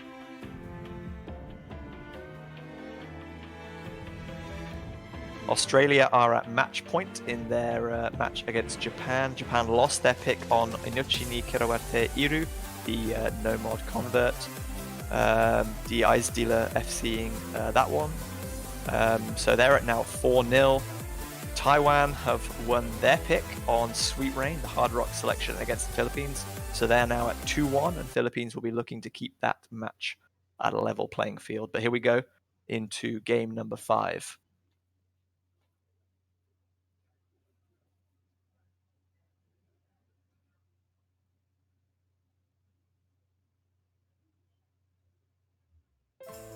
Waiting for all players to sync up, and we're into it. So no spinners on this one.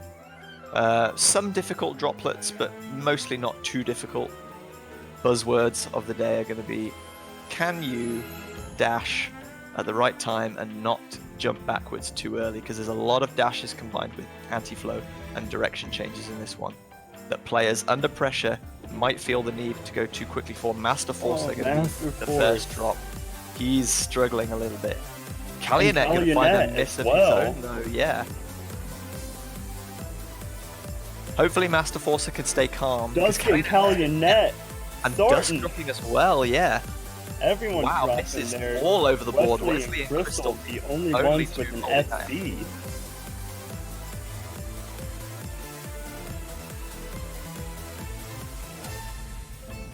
Everyone building their combos back up. Also tied on accuracy as well. Wesley Crystal's going to drop though. That is huge for Netherlands. They're not going to know that they have that advantage, but all of China have missed now, and this was their pick, don't forget. What is happening to China right now? Traditionally a very strong hidden team. Sartan's going to drop. That could bring the score back in China's favor though.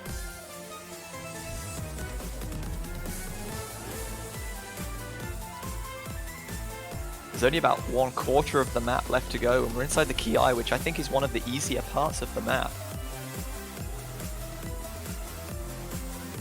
And there's no spinners on this one to recover any minor score differences that might ensue. Sartan is just about going to hit 200 combo by the end of this one, I think. I think as long as they don't miss, Netherlands will have enough to take the victory on this one.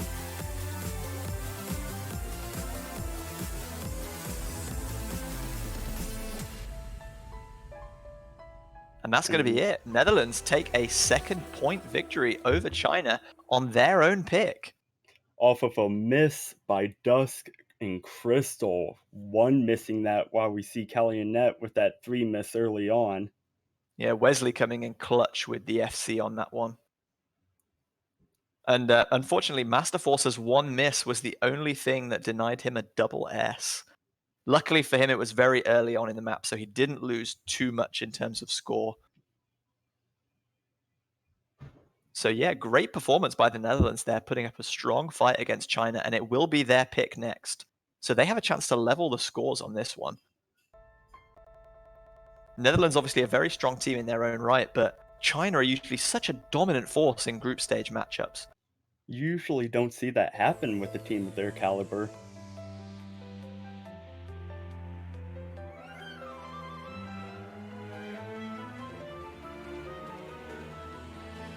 Netherlands and Wesley opting to go for 1 life left to live from the no mod pool. This is an interesting selection from them.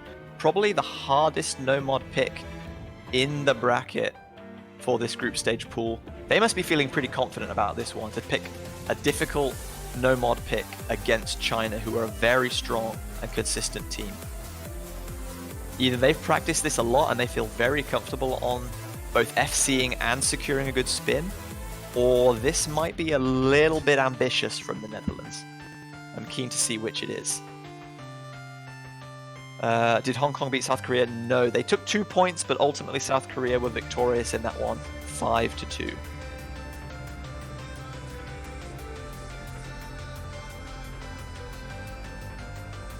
And we are going to be waiting a little bit as players are grabbing bottles of water. Stay hydrated. I'm going to take a quick drink myself. That's a very good idea. My tea has finished and I can't go to the kitchen to brew some more, so... sad times.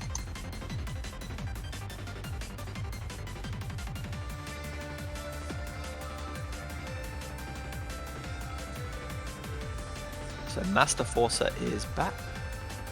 Sartan is also back. So it looks like we're ready to proceed with this one. Penn going to be readying up the lobby once again.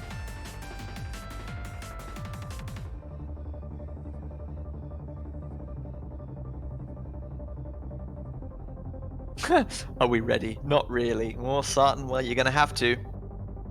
Time waits for no man, and your time is now.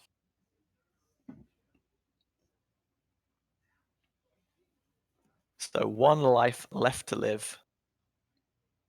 From the no mod pool, Netherlands 2, China 3. Netherlands looking to tie the score up at 3 games each.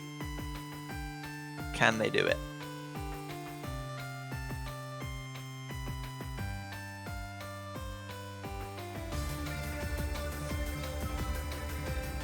Nothing too difficult in this introductory section, but the second section has some quite tricky hyper dashes combined with dashes, and the density is quite high. Lots of 1-4 patterns, so very difficult to just slightly miss out by over dashing or under dashing on any of these. Looks like all players are going to make it to 200 combo without too much difficulty, but Sartan is going to be the first. That Absolutely makes not where you wanted to miss. Your 3rd curse today, JBH? Oh, I'm on point today. I've been waiting for this all year. Commentary, not specifically the cursing part, but I've been storing up my curses inadvertently for this long period of time. Sartan back up to 200 combo without too much difficulty, but it is going to be a significant advantage for China with those 3 double S's coming into the spinner. And in this break, they're going to know, Netherlands are going to know that China is sitting on those 3 double S's. Master Forcer and Kev with double S's of their own, so they know all it takes is 1 miss from China, and they're right back into it. But will that miss make an appearance? Or will China hold strong. We've got a kind of calm section next, but it's still kind of easy to miss on some of these little short 1/4 tap dashing sections. The ending in the key eye gets a lot more difficult than this section right here, but by then, if China do see a miss, it might be too late.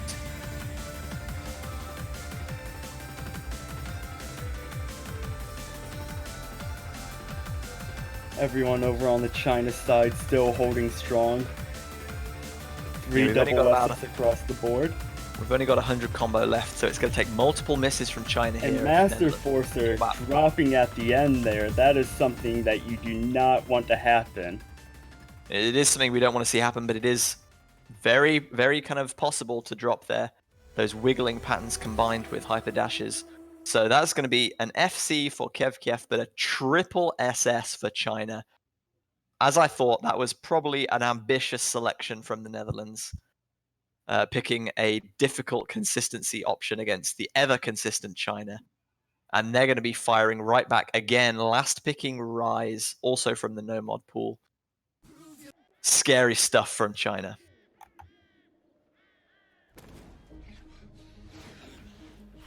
And we got an update on our Japan versus Australia. Australia has beaten Japan 5-0. They won their last pick. It was Survive Said the Prophet, found and lost. Yeah, so I think that's Japan's second 5-0 loss this World Cup. So really not a good World Cup for them, which effectively means that we're only 2 hours into the World Cup and Japan could already have been knocked out. Unless a very specific series of results go their way. But it is not looking good for them in any means. You hate to see it happen. Yeah, you absolutely do. They are missing some key players, similar to some other top teams, but really struggling this year. In the other match that's ongoing at this time, looking much more delicately poised. Philippines winning their hidden pick on Ranbuno Melody, 2-2 between Taiwan and the Philippines. Bunrei, the Philippines star player, I suppose, leading the way on that one. But we're going to be heading back into Rise for match point. This could be China's second victory if they can edge out the Netherlands on this one.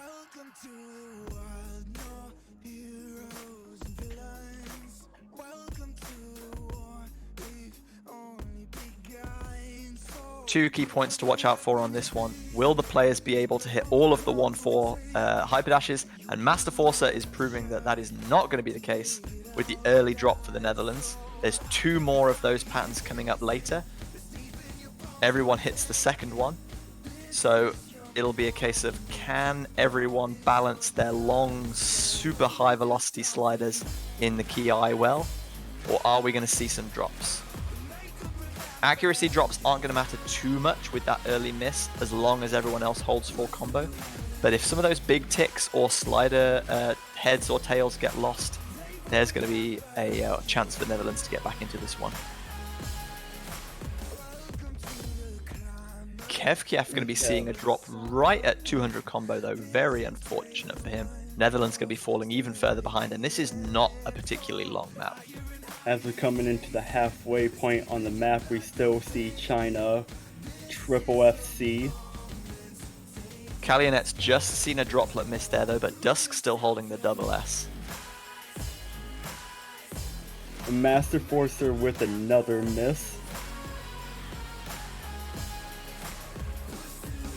Yeah, 1/3 of the map still to go. Wesley still holding strong for the Netherlands. But those 2 combos for the Netherlands from Kiev and Master Forcer. Oh no, there's a double drop from Wesley and Master Forcer. That's going to seal it, I think. Unless China absolutely whiffs the map and we see a fail on their side. The ending of the map is really not that difficult in my opinion. I don't think we're going to see even a drop, let alone a fail. China are going to be securing this one with potentially a triple FC and an SS from Dusk. If you can solve it. A Kalionet breaks. Kalionet breaks. Rip the triple FC right at dream. the end. But it is a double S on Rise on those wacky sliders from Dusk. And this man proving why he is at the top of his game. Unfortunately, not too many misses from Netherlands, but it's enough to see a comfortable China victory They win 5-2, taking their second victory. Congratulations to them. And you know, if I was the Netherlands, I wouldn't be walking away being disappointed on this. You got 2 points against China, one of the better teams in the tournament, and absolutely defending champions. Yeah, so that's not like a hard loss for them to take, I would think, by any means. China are always a team that make it to finals week, and Netherlands could be. I think they've learned a lot from that encounter. They'll take that as a positive. China, though, looking in imperious form, 5-0 and 5-2 in their opening 2 matches. Japan, on the other hand, looking fairly dejected after 2 5-0 losses.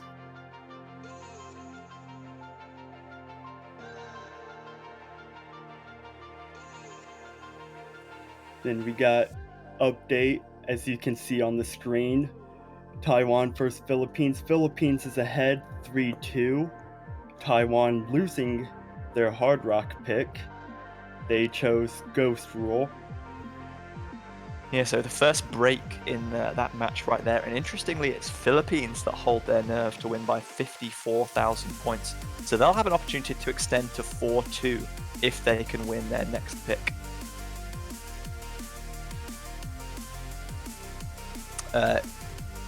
I'm not sure if we are able to quickly head over to that match, or if we're going to wait for our next streamed game. I'll wait on an update from the streamers in just a second. If not, we will keep you updated for the next few minutes until our next match commences, which will be in 5 minutes. Oh, okay, we're going into Taiwan versus Philippines. Outstanding. So Taiwan will be able to elect their second ban, since Philippines have got to 3 points.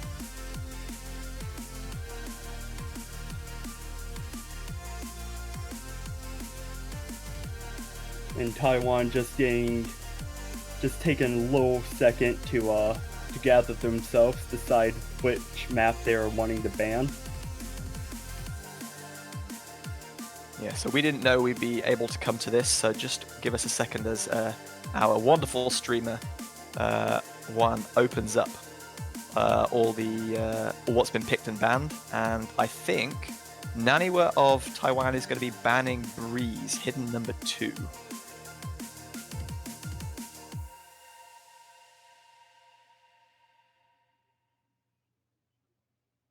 Any favorites for the tourney, asks Choco Dusk in chat.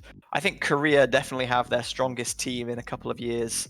They have to be favorites for most people, but China, as we've seen, look really terrifying as always. US are probably up there. They don't have their strongest team ever, but they still look really dangerous. We had a scrim against them a couple of days ago, and they looked in pretty strong form. I think France also have a really dangerous team, well, maybe their most dangerous team in years as well, but they're a team that has struggled in group stages, and if things maybe don't go their way, they tend to kind of implode in spectacular fashion, so obviously they'll be hoping not to do that again this year. Would you say that's a fairly accurate summation of the favourites, Elix? I would, and it just seems like with the US team, every year there's always a few key players just not able to jump in on that team, so we can never see the US at their absolute best potential, which is unfortunate. Yeah, so they got their first podium in achieving second place. They unfortunately lost to China in last year's World Cup, but that was their first podium in the kind of 6 years that the World Cup has been taking place. They were pretty happy with that one, and I think they'll be looking to return to the podium this year. But given how strong South Korea are this year compared to the previous year, they may have to contend for third. But obviously we're only in week 1. There are 5 weeks stretching out before us. That could all change. And anything can happen, as we've seen that last year, that round of 16, US versus China tiebreaker match. Absolutely, yeah. The victory for the US, knocking China down to losers, but China fighting all the way back to get their revenge in the grand final. Looking like we're just switching some players in this one, and then we'll be ready for Philippines' next pick, I think.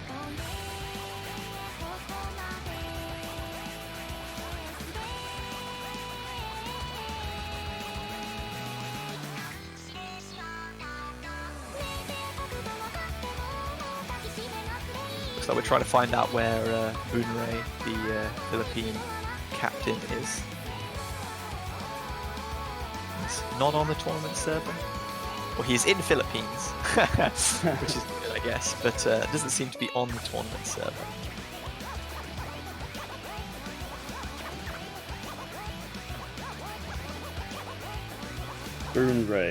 Boonray, if you can hear this, please report to the match immediately. Okay? To the match. Get on the loudspeaker. Summon. Where is he? Obviously, Taiwan are also missing a player currently. Not sure who their third is going to be.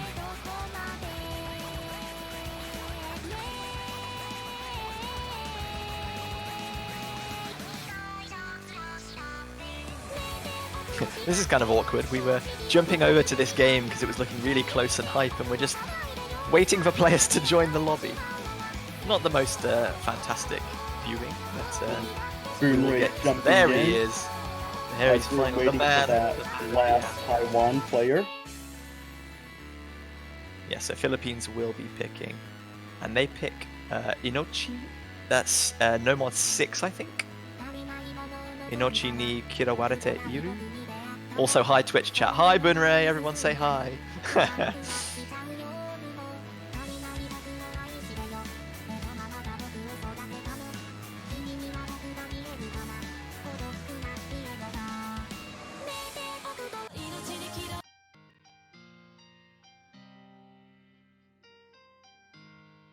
Yeah, so this will be Philippines pick Zakuro Inochi ni Kirawarete Iru, a 4-minute long no mod convert, Some nice dashes combined with hyper dashes and a couple of edge jumps, but mostly a consistency battle. And as we see Taiwan finally getting all players on the board.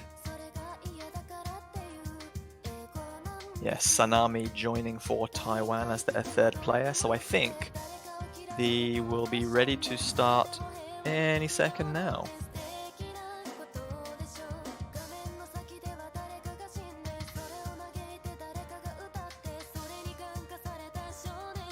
Waiting for all players to ready up as the match commences. Here we go. Game number 6. Philippines looking to extend their lead to 4-2 after just taking the first break. Taiwan looking to break back and bring it back to 3-all. I think this is definitely looking like the closest match that we've seen so far this morning.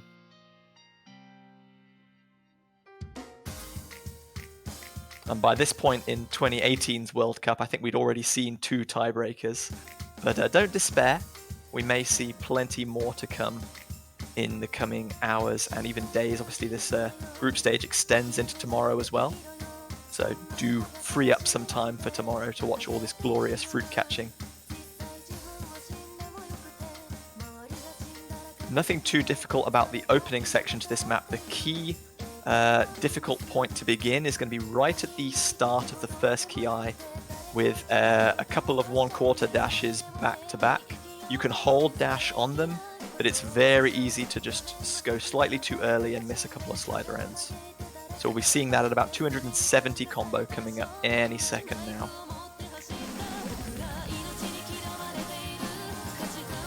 Looking like all players holding that one without too much difficulty. Not everyone, though. Ooh, Kielzu with the drop. I did just miss that. He hit the 1/4 pattern and then missed immediately after it, right at the beginning of the ki. So that's going to be unfortunate for the Philippines. Boonray missing as well, and Naniwa. And Boonray missing right at the end of the ki with that strong double 1/2 dash. Appearing that Naniwa missed just a little bit before Boonray, so he'll have the combo advantage over him. Yeah, because this is quite a long map, once the players get back to 200 combo quite easily, the scores will stabilize. Taiwan, in that break, they'll know that they only had 1 miss to Philippines 2. So they'll be confident they have a slight advantage, but hopefully Philippines will be aware that there's only one miss in it and they're not out of this yet.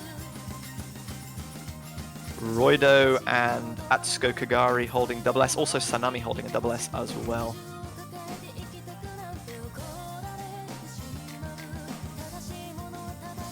Everyone back up at 200 combo. Next key points are going to be several difficult jumps in the next key eye. They've all hit the first one at 700, 750 and 790 are also going to have some difficult patterns of half hyper dashes and dashes combined. Everyone hits the second one, just one more to go. Looking like they're all pulling through that one without too much difficulty. So we could be coming to the second break, and again, all players realizing nobody blinked on that one. Everyone's still holding full combo since the previous section. We have a very slow and calm section without too much potential for misses here, and then it's going to ramp up again as we get into the final ki at about 1050 combo. And any miss from Taiwan right now will shift the score favor over to Philippines. Yeah, there's about a 25,000 point advantage presently.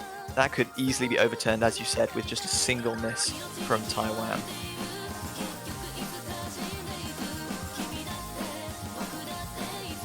Is anyone gonna blink? There's a couple of tricky sections in this final ki. That's one of them. Nobody opting to wiggle that slight anti-flow pattern that makes you have to dash too far for the next note. Everyone balancing that one nicely.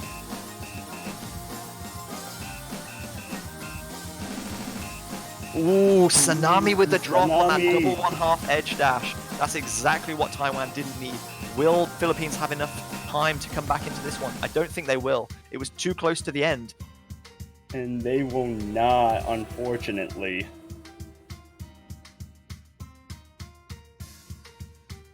Taiwan taking the point over Philippines by a little more than 6,000 points, 6,289. Really close, yeah. Atsuko Kagari taking the double S and just managing to hold on. Taiwan leveling up with another break at 3-all, so it'll be their pick next. But before that, Philippines will also get to ban a map, since Taiwan, their opponents, have reached 3. I don't know about you, JBH, but this one's looking like it could hit tiebreaker. Ooh, you never like to predict tiebreakers because it becomes so easy to be like, ooh, this team scored a point, tiebreaker hype. But this is 3-all, and these teams look very evenly matched. They really do. Philippines are going to be banning Natsu no Wari ni Omoi Koto, the double time specific number 1. Leaving When Time Sleeps, the probably easier of the two specific double times, open. So what have we had so far then? We had two hidden picks, and two hidden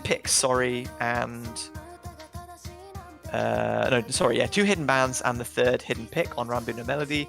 We've had 2 no mod picks, and we've had 3 hard rock picks. So there's no hard rock available. There's 1 double time available, and there's lots of no mod. And looks like Taiwan. They're gonna go with that last available double time pick, When Time Sleeps. So no matter what happens after this, there's only gonna be no mod left on the table. The journey itself is the point. The point. Tsunami dropping out for this map. And Nikaido Shinku is going to be coming in for Taiwan. I think Philippines staying with an unchanged roster for that. So whichever team takes this one moves to match point. If Taiwan win, they'll have to also break Philippines to win the match. If Philippines manage to break, they're on match point on their own pick. So this is a huge game for both teams. Appearing as though Kyosu dropping out for Philippines, just waiting to see who will come in and take his place. Also, It's Lingers jumping in for Taiwan as well. I've just missed that one.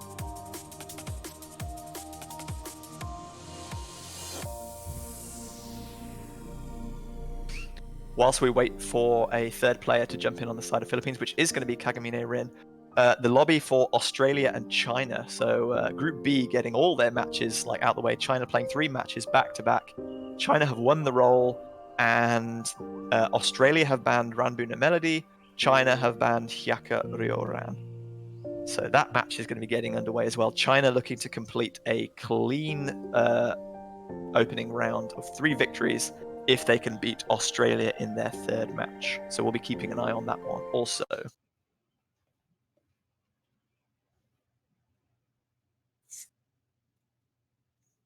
Here we are going underway with the final DT map of the match. See Kaganemi Ren, the only one opting to go DT and hidden.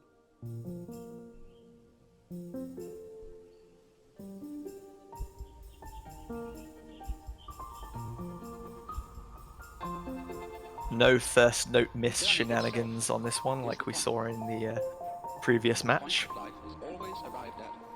Poor Dusk, I'm sure his teammates would not let him live that down for a little bit when it happened. Well, they still won the match, and he's a very cool guy who's fought under pressure for tournament after tournament, so I'm sure it didn't bother him too much.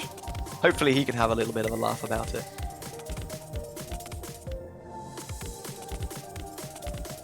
So When Time Sleeps is not a hugely difficult pick. The flow is fairly simple for the most part. The difficulty comes in the speed, and at double time this one gets really ramped up quite a lot. I think this is well over 200 BPM. So we're going to see who has the opening lead after that first spinner, and I think it's going to be the Philippines. Although the score is flickering back and forth. We'll find out in a minute when we come to this break just who has the advantage. A slight accuracy drop from Kagamine Rin, all other players holding that double S. It's going to be a wow. Only the droplet difference from Kagamine Rin is the difference. 133 points between the 2 teams. They must have gotten identical spins. This one's going to be close. Will anyone let the pressure get to them? Who will be the first to blink?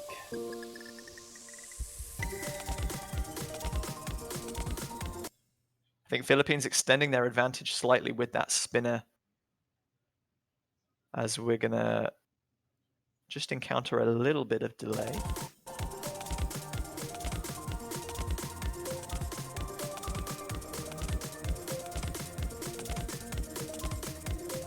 Still nobody dropping yet as we come into the final 100 combo, the final section of the Ki.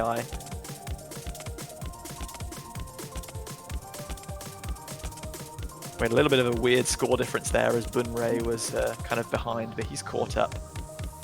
I think this one is going to be decided on the final spin. Philippines have had the advantage so far. And this is going to be a victory for Philippines. A pure spin victory, aside from those 2 droplets drop changed by Kagamine Rin. 5 SSs. But that one is going to be a victory for the Philippines by just under 9,000 points. The spin carry doing work for the Philippines. They break the Taiwan, and it is going to be 4-3 to the Philippines, and they have what is potentially, well, it will be final pick. Taiwan have to break to force a tiebreaker.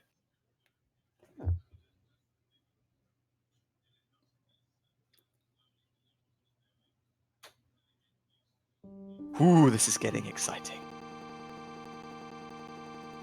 What will Philippines pick be? It has to be from the no mod pool. There isn't anything else available. 2 DT bans and a pick, 3 HR picks, 2 hidden bans and a pick, and 2 no mod picks. So they've got Neo Aspect and Confusion Part 1, 2 fairly easy consistency-based specifics. We've got 1 life left to live, which is a little bit more difficult from the no mod pool. And we've got Rise, which is all down to wacky sliders and holding combo. We've seen Rise be the last pick for quite a few teams so far in the group stage. Will this match follow suit? And if I was Taiwan, especially coming out of that triple double S, I would be really going for a more consistency pick, as What would you say, JBH? Well, I would say that's a great idea. Something that's comfortable for them because they've got to deal with the high pressure, and they're going to go for Confusion from the no mod pool. One of the two consistency-based picks that we thought. I think Philippines are going to try and just outspin Taiwan at the beginning here, but we have seen some misses on this. Even China did drop quite a few times against this Calumet in particular, against the Netherlands. So this one is either going to be decided by like a few hundred points just on a couple of spins, or the nerves are going to get to someone and we're going to see quite a few drops, in which case it could be decided by quite a big margin.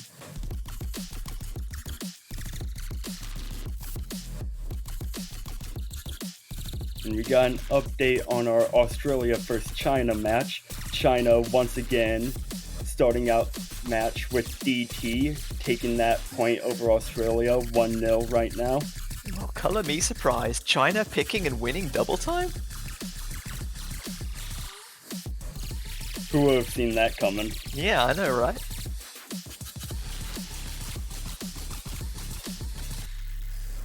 Shoutouts to Onumi. Yeah, more featured artist hype.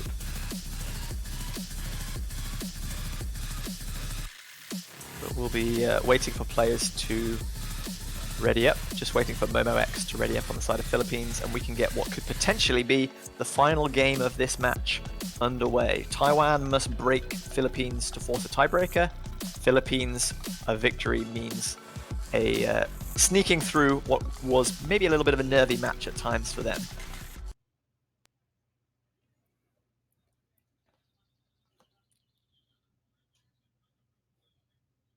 Just waiting for Bunrei to catch up.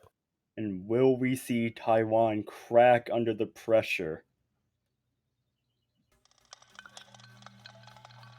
Taiwan are usually a team that stay very cool under pressure and just quietly rack up the wins and make their way to the knockout stages, but this could be the time when Philippines rise to the occasion and put them off their game.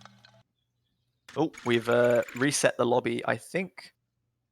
Bunrei is struggling to load, but here we go. We've got him. We've got him.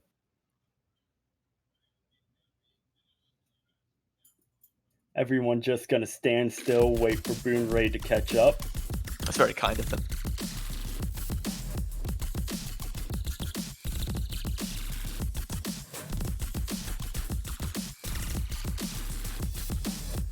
Another map that's not too kind of difficult in any one particular place, but the difference between flowing hyperdashes and ones where you have to snap and then stand still, if you try and do kind of one movement style for all of them, it will trip you up, and it has tripped up Momo X, who drops right in the middle of that opening section, right as he hits 200 combo. The worst place to miss. Taiwan going to be taking an early advantage. Bunrei also dropped. I did miss that one shortly afterwards. So a huge advantage for Taiwan here.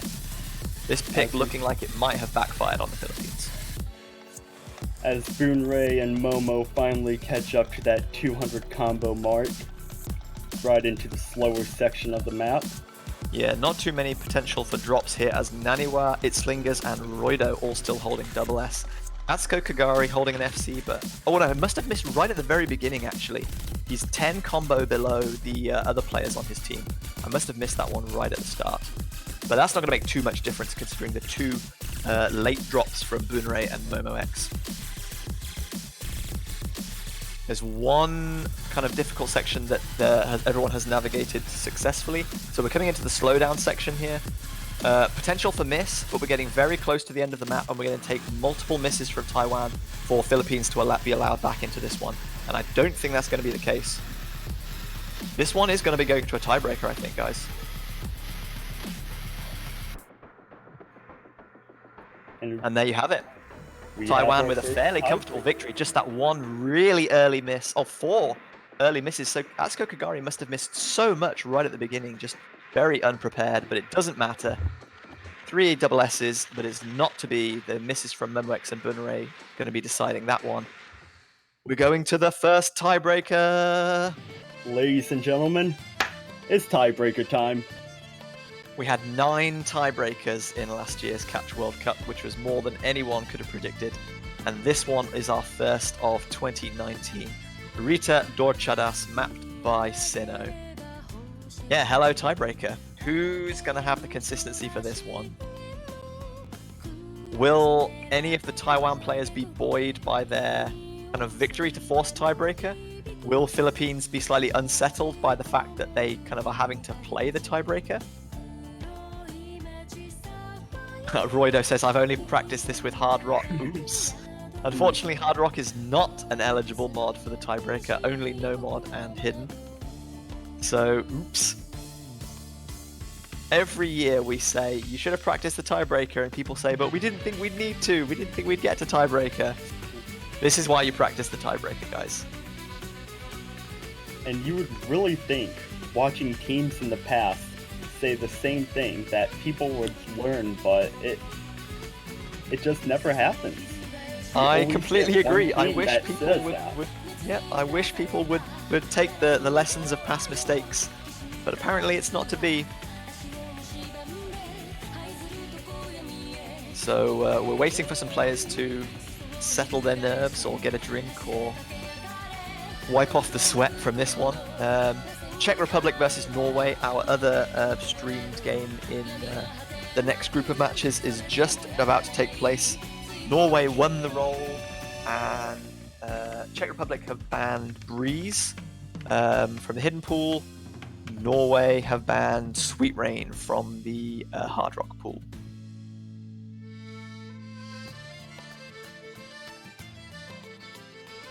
And as we are waiting for our tiebreaker match to start, got an update on Australia versus China.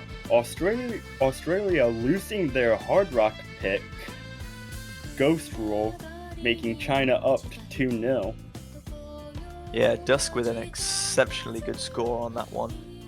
82,000 points the difference. So China looking to take their second pick and hopefully lead 3-0.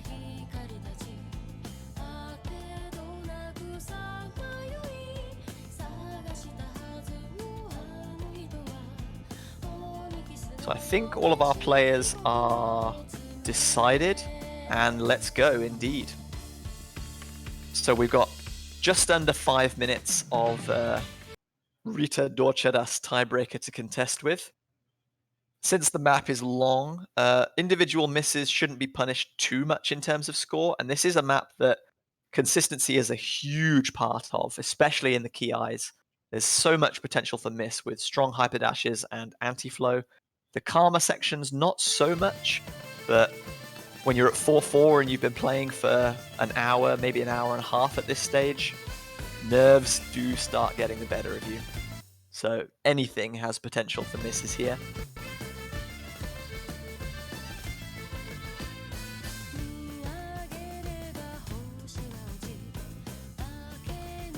So we see a very early miss from Boonray actually that's going to give Taiwan the early advantage, missing at about 20 combo.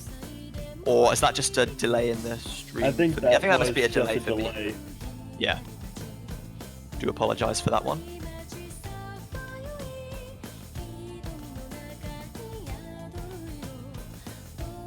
And early on, both teams not giving each other an inch as we see a double S across the board. Yeah, I see lots of PH hype in the chat. If you're a fan of Taiwan or Philippines, do share your hype. Send your team your energy and love. They need you right now more than ever. These are the two highest seeded teams in their group, both looking for a dominant start to kind of stamp their authority. So do give them your support. They will be needing it. Still almost nothing to choose between the two teams. Mikaido Shinku with a droplet miss that's going to give Philippines maybe a stop. But there's Kielzu with the first miss.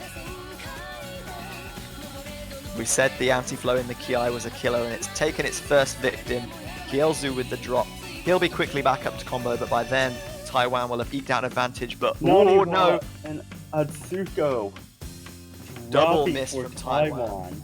That's going to give the Philippines a rapid advantage coming up to this first spin and the break, and they can see, you can see that Taiwan are irritated with that.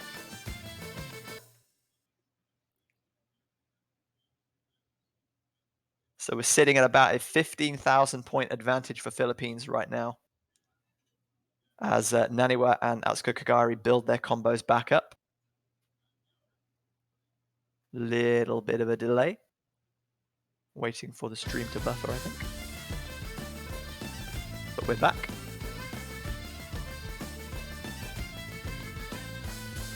Maybe Bunrei falling a little bit behind as well. Hopefully he hasn't disconnected, because that will be a huge drop for him, his team. Again, he might be behind. Yeah, I think he's currently out of sync. So I think Philippines do still have the advantage. The lead for Taiwan is purely Bunrei just being slightly behind the other players at this point. As we hit 1,000 combo for Nikaido, Shinku, Roido, and Bunrei. And Bunrei, the only one holding on to a double S right now. Nikaido, Shinku with the drop, though. Everyone on Taiwan has now seen a drop. Philippines are going to extend that advantage even further with only the one miss from Kielzu thus far. Roido with the one droplet miss. Nikaido, Shinku drops again. Kielzu has dropped again, but Naniwa drops also. Not good news for Taiwan. The Philippines said that they only practice with Hard Rock, and they're coming out for blood on this tiebreaker match. Yeah, Bunrei with the double S so far. Roido with the one droplet miss. Kielzu's seen a few drops, but it's not been enough to bring his team down. Naniwa and Nikaido Shinku just getting back up to 200 combo, so the gap is going to be closing ever so slightly. But we're so close to the end of the map, and there's a significant advantage for Philippines right now of about 30,000 points, I think. There's still enough time to see a couple drops from Philippines sway this one. But, Roido with the drop though. I was just about to say how consistent Philippines look. That is going to bring it very close. As we see the scores start to flicker, but keep in mind that Bunrei still is a bit behind of everyone else, so that could possibly make a difference. Taiwan looking like they have the lead, but it's all in Bunrei being behind the other players. Atsuko Kagari with the drop is probably going to seal Taiwan's fate here. This one is going to be going to the Philippines, taking their first victory in the 2019 Catch World Cup on a tiebreaker 5-4 over a very dangerous and very game Taiwan. What a match. Double S for Bunrei. Outstanding. The only one with a full combo and a double S, more or less. That is how you make your appearance on the World Cup stage. Excellent performance from all of the Philippines, but Bunrei in particular, standout MVP. Kudos to him. Well done, Philippines, for taking their first victory. In Taiwan, good job to them, providing us our first tiebreaker and Philippines are the top seed in their group, so I don't think Taiwan should be too disappointed with that loss. They still have two other teams in their group that they could conceivably beat, so they can still qualify.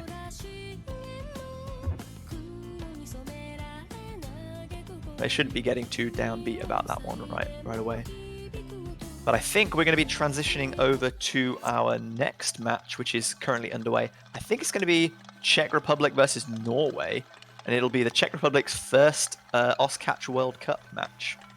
They're registering, qualifying for the tournament for this first time. So yeah, we're currently sitting at 1-0 to Norway.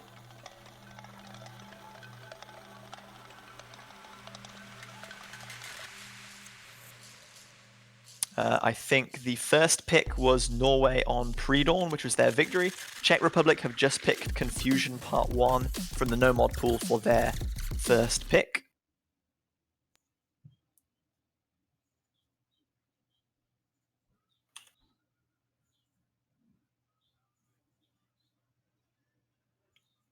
Waiting for everyone to sync up for this match to start up.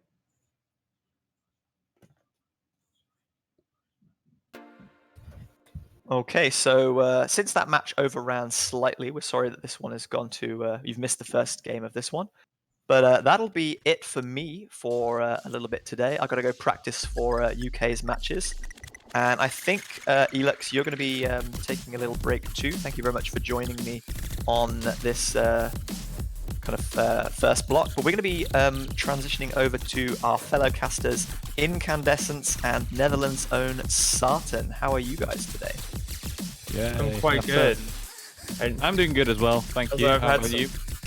The match ran over, so I had some time to wake up. We're all good. Oh, that's great. Like, waking up is Perfect, always man. excellent. But I'm sure you guys are eager to get commentating on this one. We won't keep you. This one is all underway, so we'll head off. As Netri gets a drop. Oh no, I'm out. Bye. Bye, DVH. Too excited, he can't even leave. Hey, Elix, thank you very much. And Incandescence, I'm probably going to mispronounce his name a few times, so my apologies for that. But hey, everybody, here we have Czech Republic versus Norway. Missed that for Netrix right before the end of that stream, which is very unfortunate. Okay, I promise you not to ask you a complicated question, but who do you think is going to win this match in general? I mean, based on seeds alone, I want to base it on seed alone, but I mean, just coming off of the match we just saw, we almost saw an upset straight to the gate there. So I'm not too confident about saying who exactly is going to win. I'm going to predict that Norway has the upper hand, though. Right. I'm going to say the same, especially like this is a very good showcase of what's going on so far, I'm pretty sure. Norway is actually a fairly solid team. I wouldn't call them like top class players, but they are definitely like well above Czech Republic when it comes to skill ceiling. And a lot of the people in the Czech Republic I have never seen play tournaments before either, which is also a very, very important factor to consider when they're in CWC, obviously, because that's going to affect a lot of plays, just coming down to like nerves and everything. Yeah, So- as we found out in the finals, Czech Republic hasn't been in the World Cup for 6 years now, so it's been a hot minute since we've seen many of these names, if many of these names are even recurring. And I'm not too keen on the catch tournament scene, but if they're not that, well known, it could be a bit of a challenge, I could say. I mean, it just proves that they haven't really been that active for the most part of like the last few years, I would almost say. So it's definitely gonna affect the way this match is gonna continue from here onward. As you can see, Norway with a 2-0 lead so far, and their next pick is upcoming.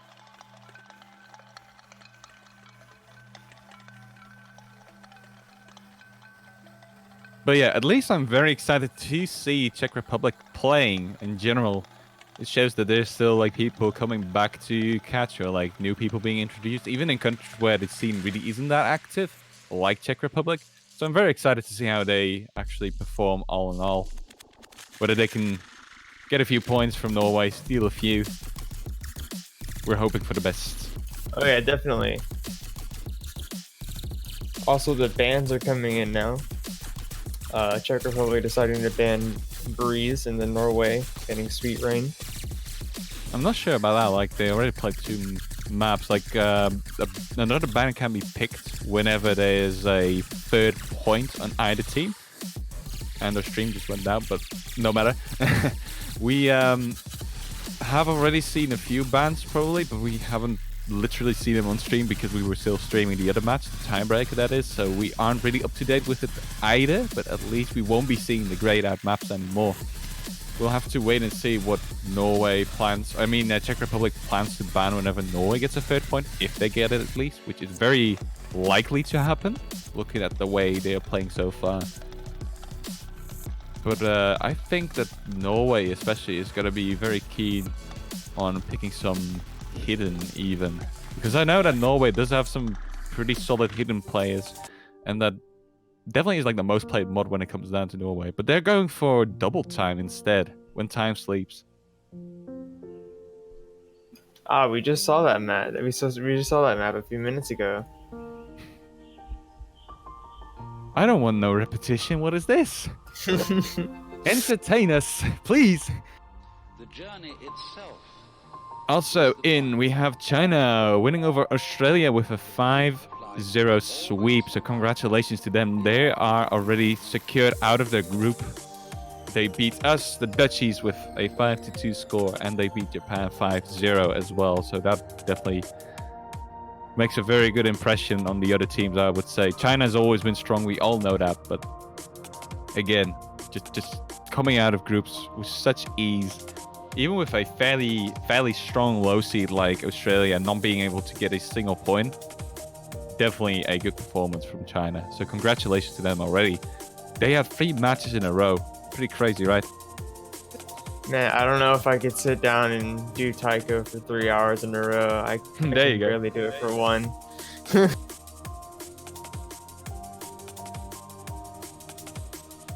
So yeah, that's for the China-Australia match, and we are waiting for everybody to get ready here for when time sleeps. I do wonder, maybe Norway already has assessed that Czech Republic isn't really on a very high skill level, which means that the double time is most likely also going to be worse than the hidden.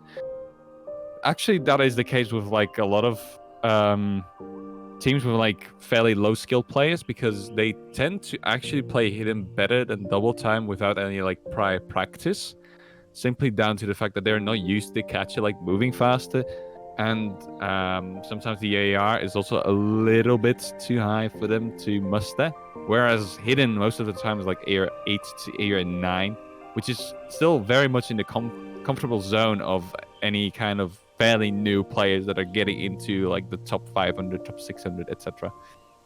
So maybe because of this, Norway is actually deciding to go for double time and maybe even hard rock, even though that's like definitely not their specialty, just to counter Czech Republic and their fairly new players here. Yeah, I think Norway has a lot of options as to where to go here. Taking a 2-point lead right out of the gate shows that, they do have options. Showing that the fact that the Czech Republic banned hidden is a pretty indicator, as you said, Norway has good hidden players. So they do have that one last hidden in case anything starts going south. But they also, depending on how this goes, they can have their hand in the double time pool, they can have their hand in the hard rock pool, and there's still 6 other no mods on top, where both teams are on equal playing field, and so there's a lot of places for Norway to go. Czech Republic has their work cut out for them, but anything can happen. Yeah, I'm hoping for some retaliation from Czech Republic. That would be really fun to see. But I do believe indeed that most of that is going to come from the no mod pool, especially because that is definitely the one pool that they will stand a chance against Norway. So it's got to be fun to see how they will fare. But for now, let's not expect anything. Let's just cheer them on. Heck And if you're for Norway, you should also cheer them on. Just let us know whoever you're cheering for. Give your team a little bit of support as they move into the next map very, very soon. I see a lot of for Nordics already. Yeah, there you go. Still waiting on Czech Republic's 3rd player, I believe. We are indeed. Maybe he disconnected or something.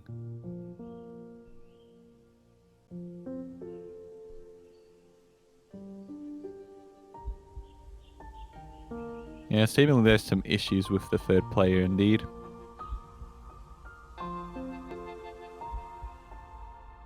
The journey itself is the point. So we'll just wait for a little bit, and if nothing happens, we can always swap to a different match. So no worries here, everybody. Well, let's just hope for the best for our Czech Republic friends.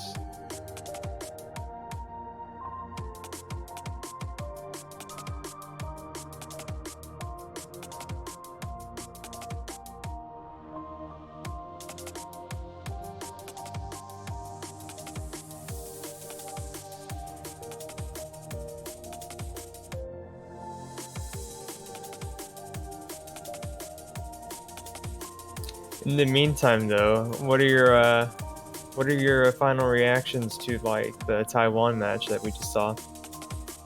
I mean, we caught a little bit of it. I wasn't able to fully watch it because I was in the midst of my own match for like half of it. But I was definitely excited to see Taiwan still being able to be that one team in the unseeded bracket, I'm pretty sure. That's just way too strong for any other no-seeded team, right? Going up against a country like the Philippines, where there are very good players like Roydo and Bunray, absolutely world-class players, and then just forcing a tiebreaker on them, that's something else, definitely. So I was very excited to see that. But then again, a lot of people that have been into CWC already know that Taiwan is actually a very good team for whatever seed they're in most of the time, because they tend to not really farm that often. There's some very good old players like McPoint. I'm not sure if he's playing this year, that can also provide a lot of fuel to the team whenever they're still in like group stage and round of 16 as well. Very good hidden player, for example, but he just never farms. He's at 6 KPP, I'm pretty sure. But yeah, I was very excited to see that tiebreaker. Bunray with the only EFC though. It's a fairly tough one, I would say, when it comes to tiebreakers in group stage and round of 16. I've, in the past few years, not seen something that is as difficult as that map.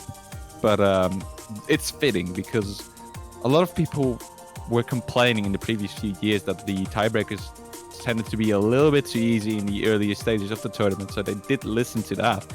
And because of that, we've seen this very pretty map from Sinnoh now, this time around. And still, it was a really close match even then. Taiwan still only very slightly being beaten by Philippines on that last map. So I was very excited to see that. And I'm happy that at least Taiwan got to shine a little bit on stream as well. People should appreciate them more, right? That's what I'm talking about. But yeah, very exciting indeed.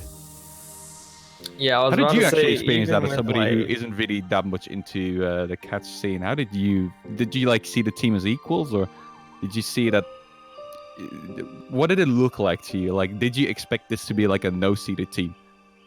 Well, like, coming again, we all know I'm from Taiko, so when I see it, Taiwan and even Japan, which is really weird saying Japan and unseeded for me, seeing this Taiwan against a team like the Philippines, my mind defaults to the fact that Taiwan is going to win.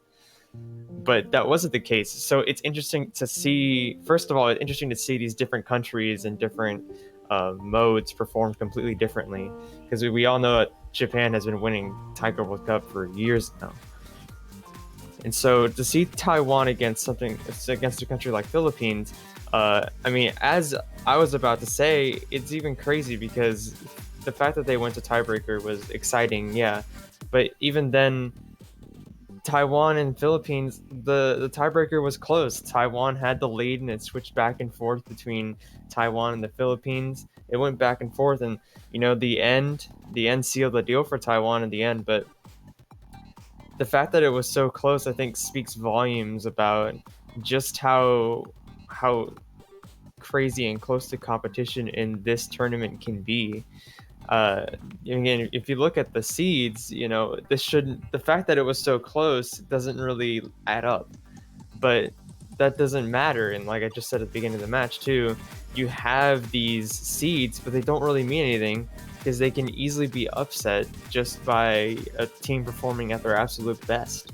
So you can expect something, but it's not exactly going to go the way you think it will. And I think the Taiwan and Philippines match was very exciting. There were many points that went back and forth between the two teams.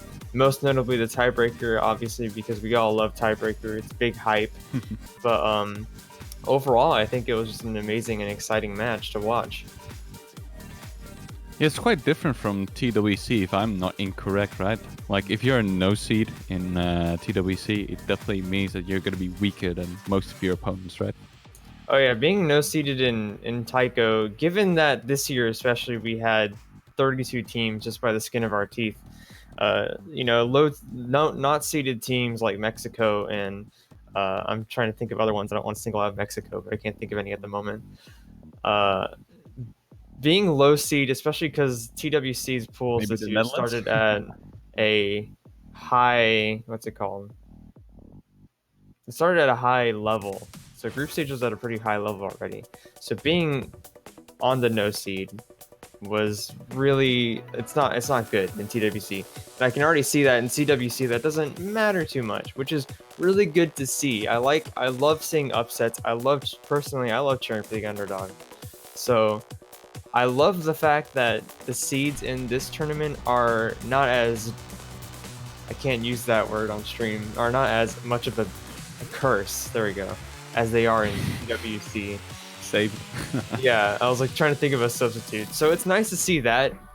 That leaves much more opportunity for upset, which I love. But yeah. Yeah, as JBH already mentioned, whenever he was casting, the group stage this year is going to be very closely matched. Most of the matches are going to be very closely matched, just because a lot of the stronger teams actually got a little weaker, except for most of the Asian teams. They tend to always be about as strong as they always were, just because there's so many players available in those countries. Countries like South Korea and China, for example, right? But some of the European teams definitely have weakened, and some of the teams from the Americas have also weakened. So those teams are definitely more competitive against one another now, which couldn't happen like a year ago, or especially like 2 years ago. Anyway, we're back into the match now. As you can see, Czech Republic versus Norway continuing with When Time Sleeps. Luckily, Czech Republic was able to get a player back. Bless the internet for its power. Yes. Wishes is back. We're all good. We'll be getting into this double time pick. And as we stated earlier, double time, not exactly the easiest mod. You know, the speed is already so much faster as it is, so control of the catcher is it's a nightmare. I mean, I'm not very good at catch. I'm pretty alright, but I can tell you that controlling the catcher on double time is not fun. And looking at the composition of this map that we saw a few minutes ago, I can definitely see how this can pose a bit of a challenge to a team like Czech Republic. Yeah, and as you can see, Netrix coming in with his second miss already. It's not uncommon to really miss in this map, but then again, Norway is actually performing really well so far. Divine Cake here with the first miss, but Netrix comes in with another one of his own.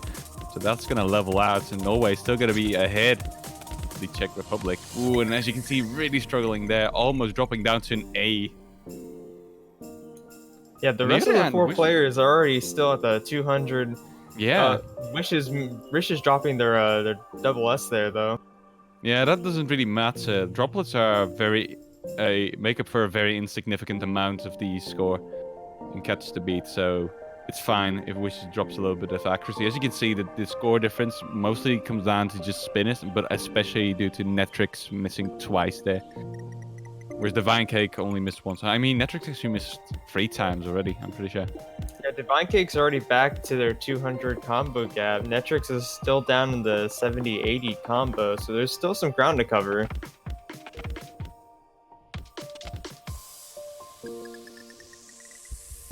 And there's 1/4 of the map left. I'm not sure if Czech Republic is going to be able to take this one.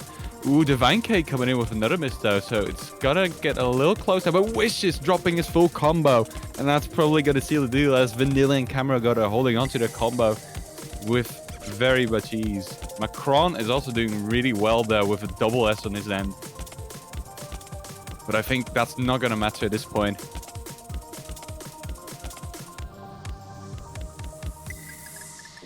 Yeah, Netrix finding another miss at the end there, and that's just really gonna completely seal it there. Yeah, pretty big score difference too. 150,000 points even. Only 2 misses there for Divine Cake on the Norwegian side. Macron coming in with double S though, so that's really impressive. But Netrix definitely wasn't up to speed with the other people here. Wishes with a very unfortunate singular drop too. All with all, Norway definitely performing stronger here. But that means that the Czech Republic is going to be able to ban another map, as Norway has now reached 3 points. The question is, where does the Czech Republic go with this ban? You know, this could be very strategic. This could get them some points on the board if they place it correctly. The question is, where should they place it? Looking at the board, double time hasn't really been touched that much yet. We still have 2 maps left over there, and the same goes for Hard Rock, which is both pretty hard for Czech Republic to catch up with Norway. And seemingly they are banning double time indeed. So Natsu no Owari something is being banned here by the Czech Republic, which is one of the longer double time maps, I'm pretty sure. Hard to stay consistent on. The other one, the Converts, is more about just a single jump around the 210 combo mark, which is a very hard full screen jump, which a lot of people tend to miss, even like the top players, like in my match. So there you go, double time being banned, and now we are waiting for no mod pick, which is New Aspects. James Rain. Tends to be a little bit of a comfortable pick for teams that tend to be weaker than their opponent. Especially, I mean, no mod in general tends to be the one pool to look at when you're weaker than the other team in the mod brackets, obviously. But all in all, Norway is just stronger in general than Czech Republic, even in no mod, I would say. But then still, the difference between the no mod skill gap and the, for example, double time skill gap between these two teams, the no mod skill gap is going to be way smaller than the double time skill gap, I would say. Yeah, no mod is always the pool where lower seeded teams or lower performing teams in general, they have the chance to put those higher seeded and higher performing teams on the exact same playing field. No mods, no score advantages, no anything weird. It's just plain old no mod, just catching the fruits, making sure you hit the droplets, catch as many bananas as you can, etc. So this is, along with many of the other no mods, this is the Czech Republic's pool to really try to capitalize on. But as you said, it's really going to be difficult against a team like Norway because they are a fairly strong team compared to Czech Republic. But I still have my faith in the Czech Republic. We shall see what they bring to the table with this one.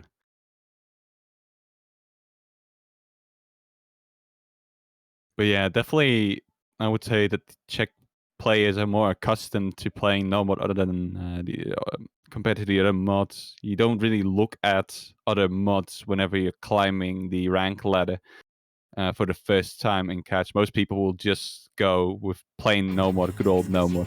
So they're used to this kind of play, especially. And it's not that hard. It's a rain difficulty. So, I mean, it's a group stage map pool after all. So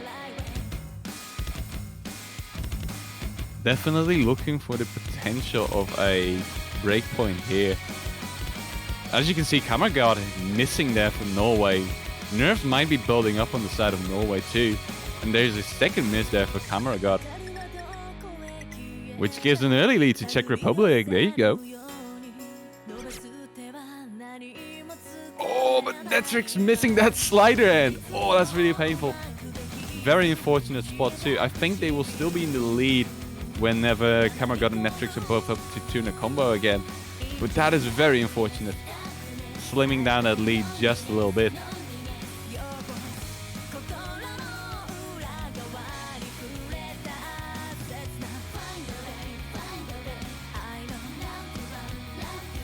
All the other players still holding on solidly to their combos. And Netrix has entered the 2 in the combo zone once again. Here comes the first Ki. But Netrix coming in with a miss together with Kammergard actually, so that's gonna level out. But then again, Netrix having a bigger quantity of misses here. There's his third one in this Ki already. And seemingly Norway is gonna climb up again and take over the lead. Yeah, this isn't exactly a long map. There isn't that much time for the Czech Republic to catch up here as we head into the last fourth of the map. And Netrix coming in with another one of a miss, but Salko is actually also going to miss from Norway. So they're not going to be able to run away just yet, and another miss from Norway might mean Czech Republic gets a break point. Yeah, they're really going to have to look for Kammergard or Salko right now to get a miss, unless Miles is going to break his FC, but we're really heading into the final seconds here. And it's not enough. Oh, that's painful. Beautiful performance from Macron and Wishes again, but Netrix coming in with a quantity of 7 misses here. 6 misses for Kammergard and a single miss for Salko, but I mean, a single miss already means a lot of score deficit. As you can see, as Kammergard wasn't that far ahead of Netrix's score, and the other 2 players in Czech Republic did FC the map, so it was actually very close. as Yeah, Norway it's takes a 4-0 crazy. lead. Netrix has 7 misses, Camera God has 6, and Salcow with 1. So combined, Norway had the exact same amount of misses that Netrix himself had, and that was enough to put Czech Republic below Norway by a factor of about 10 to 20,000 points. And Netrix, don't be sad, man. Even if this is like your first tournament, that's what experience means. Experiencing things, and you'll just get better as you gain more experience. So it's fine, dude. You're playing well. Yeah, you're doing great. We all love you.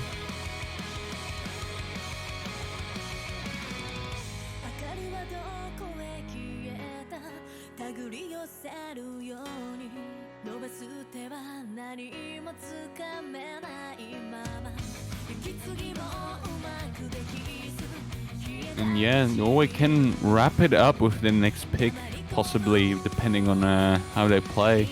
I do wonder what they will go for. Maybe they'll just run with another double time. Looks very likely to me. Bleach map, no, they're going for hidden after all. Okay. That's the AR8 hidden.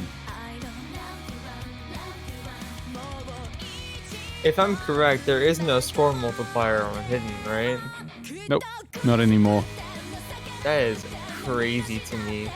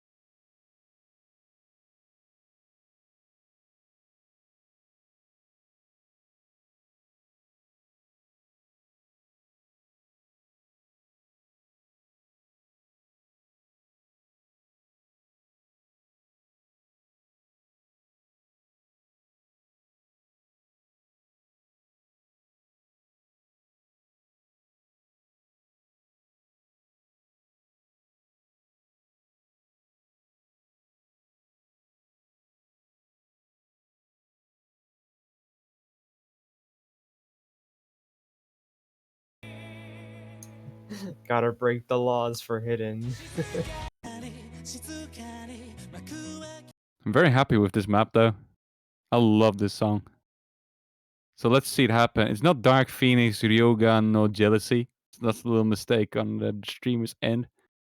It's not an Oni. Yeah, I was like, am I reading that right? This is Rambu no Melody. Not sure what the difficulty name is.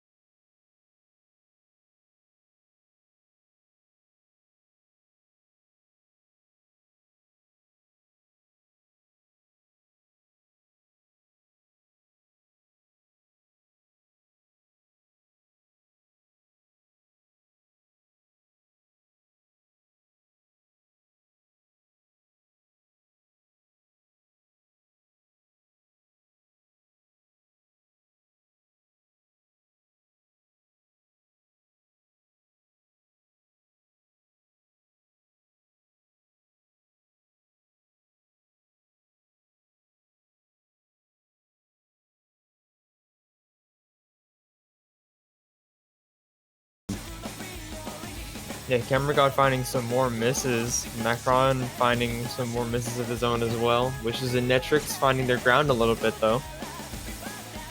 Just as I say that. Just as you said that. Yeah, it's definitely not really looking good for Czech Republic, and even a fail wouldn't really help out too much on their end. I feel on Norway's side that is. And Norway's just gonna go with it and take this final point just like that. Double the score of Czech Republic, but at least they played. So that's cool. At least they attempted to beat Norway there, which is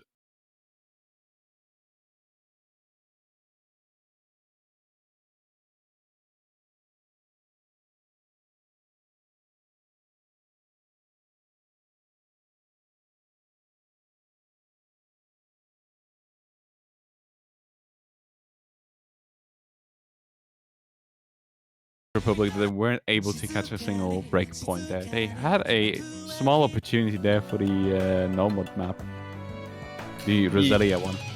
Yeah, they had it for a hot second. They really they had it, and you know, it just didn't go the way it should have gone. A bit unfortunate, yep.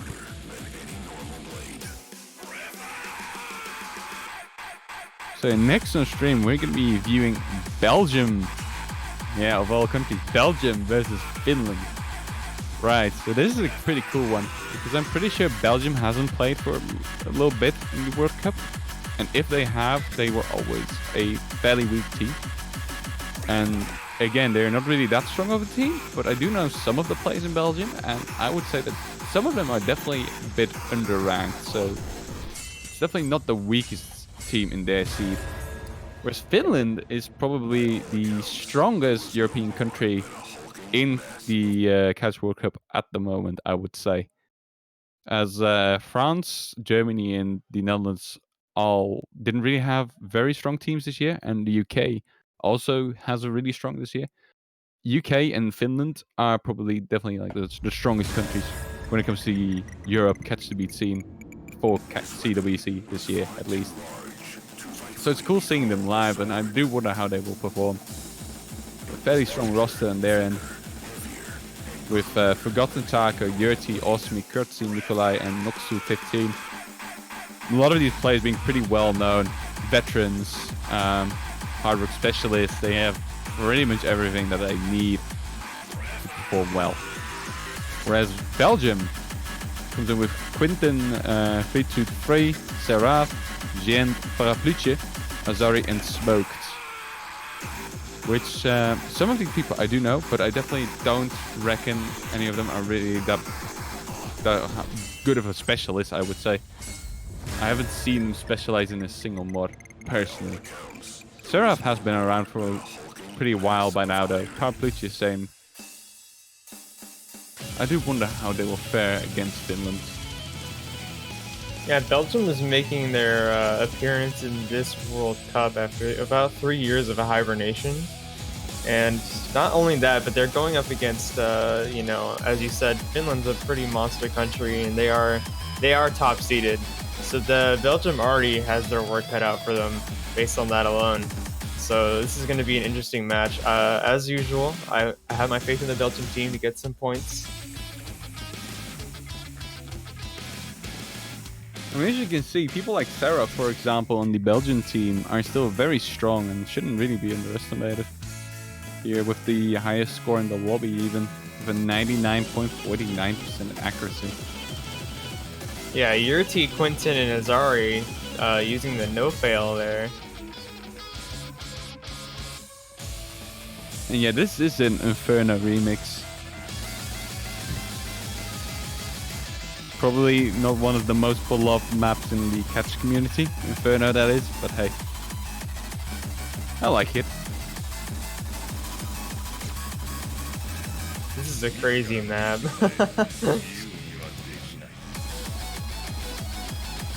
It's a little hyper heavy, yeah.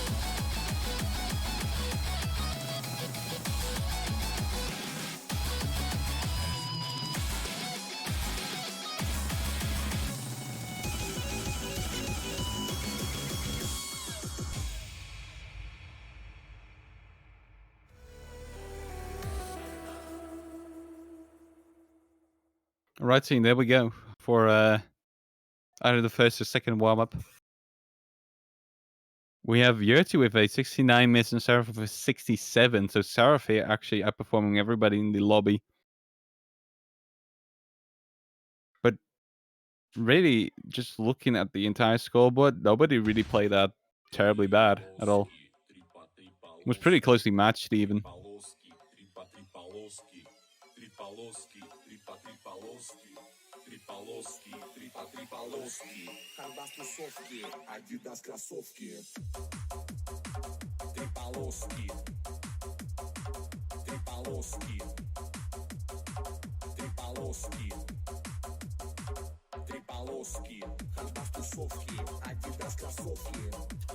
This song sounds like a bop. I don't know about you.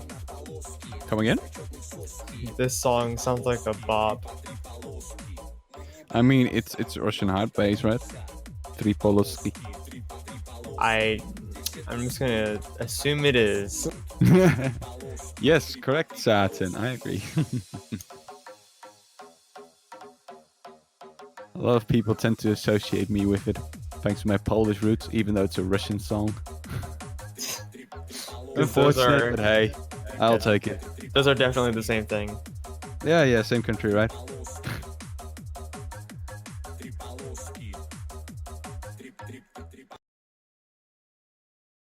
I'm gonna assume this is Finland's warm-up. Why do I do that? Because they tend to be the overlords of beams in Catch the Beat, as of now at least. You should check out their Twitters. There's like fresh new memes every single day about Catch the Beat. I don't even know how you come up with those, but there you go. Seems like my kind of Twitter. But at least the Dutch warm-up is better than this. So there you go. Take that. Ooh.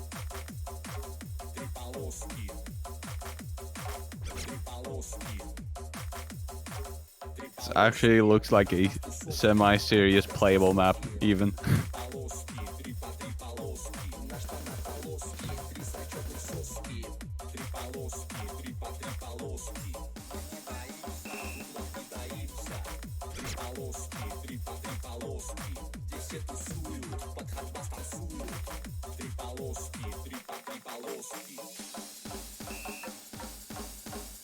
Yeah, everybody kind of struggling with this map, but that's to be expected. Looking at the sliders and everything, the way it's snapped. Yeah, I'm Pretty watching. It looks pretty rough. So, question in chat: why is this 3v3 and not 4v4? Depends on like the community sides and everything. Like in most of the World Cups, we kind of just look at the available player base, and then we decide on how many players will play against one another. Like we were looking into maybe making this like a 4v4 tournament, but that didn't really work out. That was like last year when we had that discussion. So as tradition goes, this has always been a 3v3 tournament, and we're going to probably keep that this way for the upcoming future at least. Yeah, If there's any definitely. other questions in chat, you can just, you want to ask any other questions, drop them in chat and we'll have a look at it. Sorry, what did you want to say? How about? Yeah, just like someone in the chat just said, Taiko is a 2v2 tournament. So I believe that's the only that's the only major World Cup that is a 2v2. And the reasoning for that is because most of the teams that we want to have on Taiko, we wanted to have 32 teams this year, and we did, as I said earlier, by the skin of our teeth though. And those team sizes can be as small as 3, and they could even be as small as 2. We had, I believe, one team with 2 players, a few with 3. So in order to make sure that those teams can compete, we decided to change the format to 2v2, and we did that last year as well for 2018. So there you go, learn something new every day. Also, hi Lexi. Yes, Who hello. made the map? Well, you can check everything out on the CWC Wikipedia page. It's on the front page of OSU still, so you can just scroll down a little bit and there you'll find map pickers and everything. Okay, so seemingly Finland is going to be picking first and banning second. So let's see what they will do. Waiting for Belgium's ban then.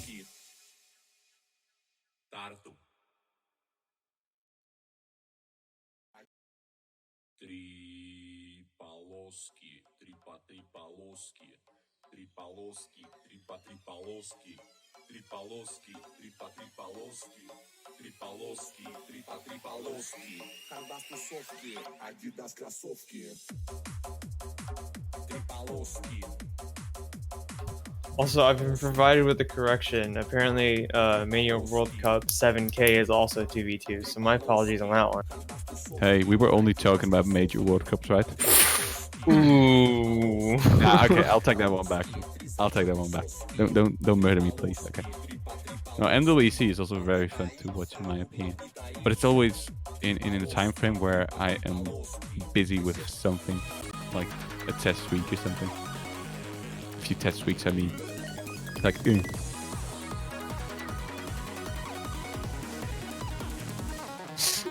Someone wants you to be banned. That's why you don't make statements like that. Yeah, I don't know. It was not a statement. It was a funny joke. That's it. We can all ridicule ourselves a little bit, right? I mean, I'm playing catch. Do I have to say more? I mean... No, you don't. There you go. So the first pick is going to be Sweet Rain. Alright. So that's a hard rock pick. A fairly consistent one, but it does have 2 or 3 pretty difficult jumps around the 200 combo mark once again. Something cursed about the 200 combo mark when it comes down to combats and hard rock this year.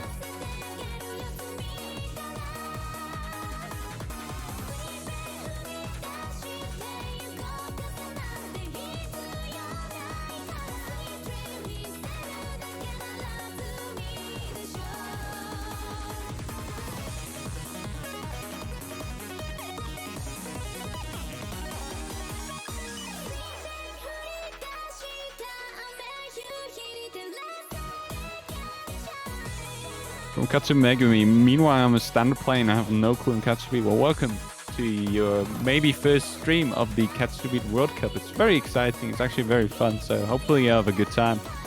And that goes for everybody new to this. You should definitely check out the game mode. It's a lot more fun than you would expect at first sight. Big agree. Oof. Let me tell you though, of all of the major World Cup tournaments, even as a Taiko native, I have to say that catch is my favorite World Cup. It's definitely exciting because the skill levels between like the top teams are very close to one another too. So even this year, we don't really know the winner as of yet. Most people predict like South Korea or China, but we aren't like 100% on either of those just yet. It's always been a little bit of a strong competition between those teams. And also, it gets affected by like roster changes. Sometimes teams really shine a certain year because of their roster being really good for that year. But there's like variation between every single World Cup, and that makes it very cool. It's kind of like standard in that sense, with a little more tiebreakers. So Yeah, that might just tip it. You expect South Korea, you expect China, but then we saw United States last year, right? So that was crazy. Yeah, definitely. Like, we can't really predict anything. Their team is going to be a little bit weak this year, I would have to confess, though. But you never know, right?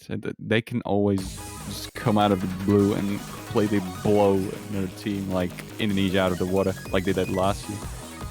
A match where most people were actually predicting Indonesia to win.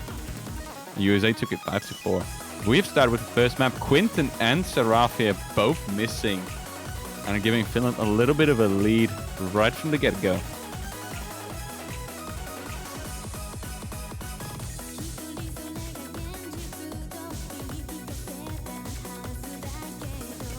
So this map also is not too long, right underneath 2 minutes, so there isn't too much time for Belgium to find their footing if Finland maintains their consistency, but there is still a good bit of map to go.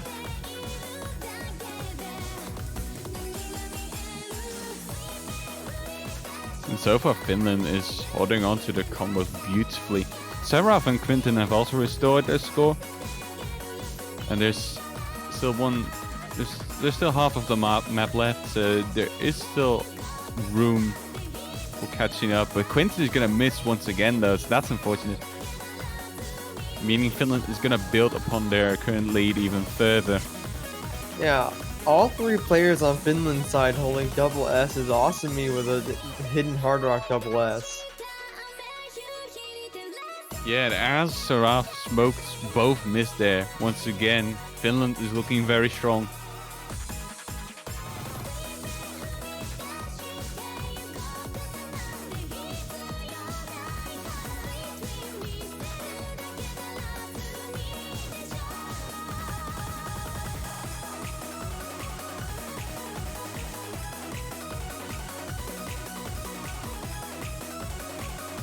And just seemingly Finland's just gonna solidly end this one without a single miss on their end. And there you go. What can you do against that as Belgium?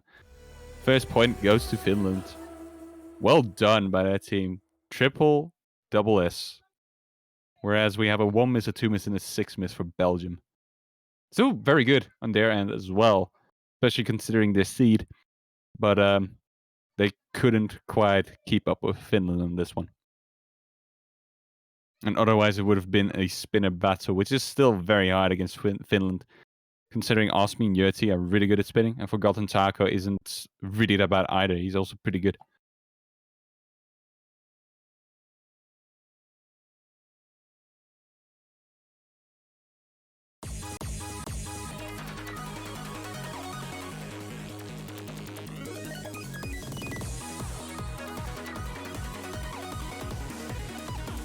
So that was Finland's pick, I believe. So we will Correct. see. The ball is in Belgium's court now. Does Belgium have a pick up their sleeve that they can respond to that 1 point with? It's gonna be difficult, especially against a country like Finland, where I would say their hidden is stronger, their double time is definitely a lot stronger, hard rock is definitely a lot stronger than Belgium. Again, coming back to the philosophy where no mod is gonna be the main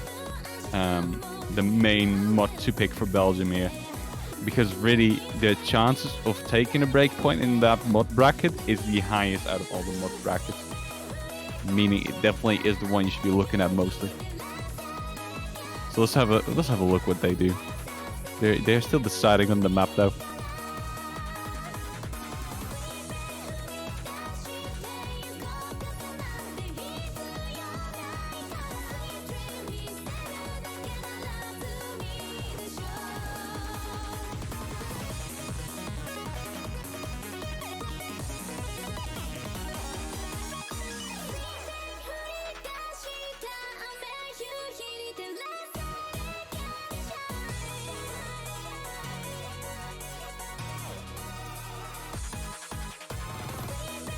Also, in the meantime, Czech Republic versus the Philippines has started, and there's been a ban for both teams. Oblivious is going to be the ban for Philippines, the double time pick, and Czech Republic is going to be banning Breeze, and they will get started with their match very soon too.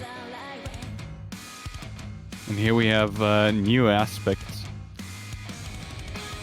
So yeah, this being picked for Belgium. pick's staying consistent with what you said earlier about these lower performing teams picking this map specifically against monster teams like Finland, and before it was, I already forgot. Good job, Norway. It's Yes, a safe thank haven you. for the weaker teams, definitely, and there's still potential for the top end team to miss or choke. And in that sense, your chances of winning are going to be higher than picking a mod you're not specialized in, whereas the other team is just generally stronger in that mod. With some specialists, I have to add. So let's have a look. Still, if Belgium wants to win this one, they're probably going to have to, close to triple FC it. Maybe a few misses are going to be permitted, but I'm not sure. Looking at Finland, Azari here with the first miss of the match.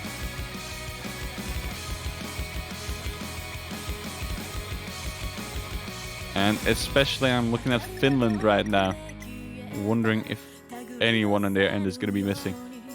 If there's any time that you would like to miss, then it's definitely going to be the beginning. He's not too far behind the 200 gap, but there is still going to be some time for Finland to capitalize on their triple FC. Yeah, Zari is still not back at 200 combo. He's now reached it. And that's going to mean about a 40,000 score difference between Finland and Belgium right now. Not too major, but if Finland is just going to take it like this, triple FC, then obviously Belgium is not going to be able to win or outspin them.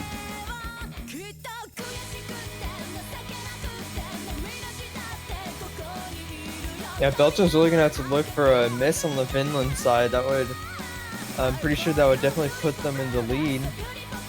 But we are heading towards the last 1/3 of the map.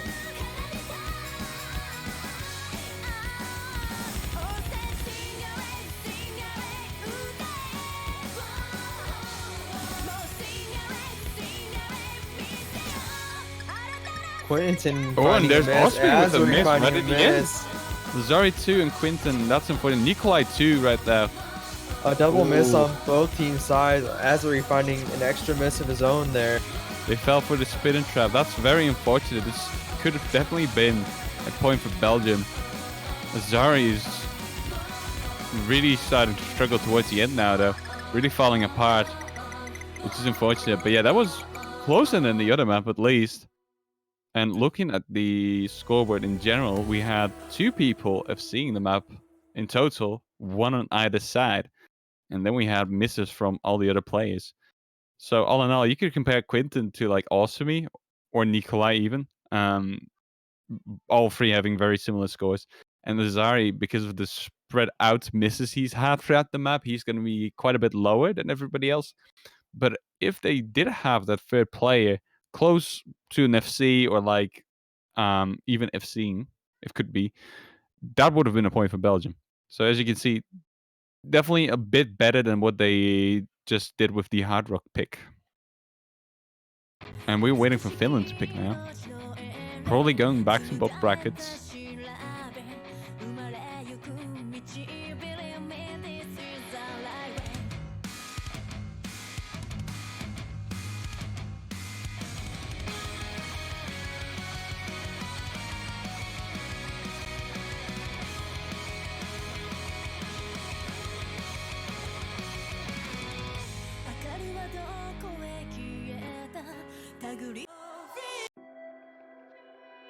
And here we have double time. Which one is it? Oblivious.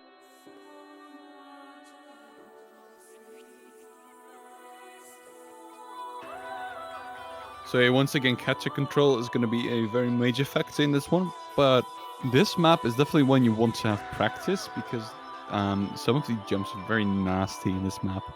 So if Belgium did have time to prepare, the score deficit might not be that big, or they might even win. But looking at how they've performed so far, I think that both teams have about as much had about as much interaction with the map pool, and this just basically comes down to the skill difference rather than a difference between practice between both teams. But then again, I do expect a few misses from Finland on this one too. So we don't know how Belgium might counter them. Like, we'll have to wait and see on this one. Also, definitely the safest double time pick for Belgium, I would say.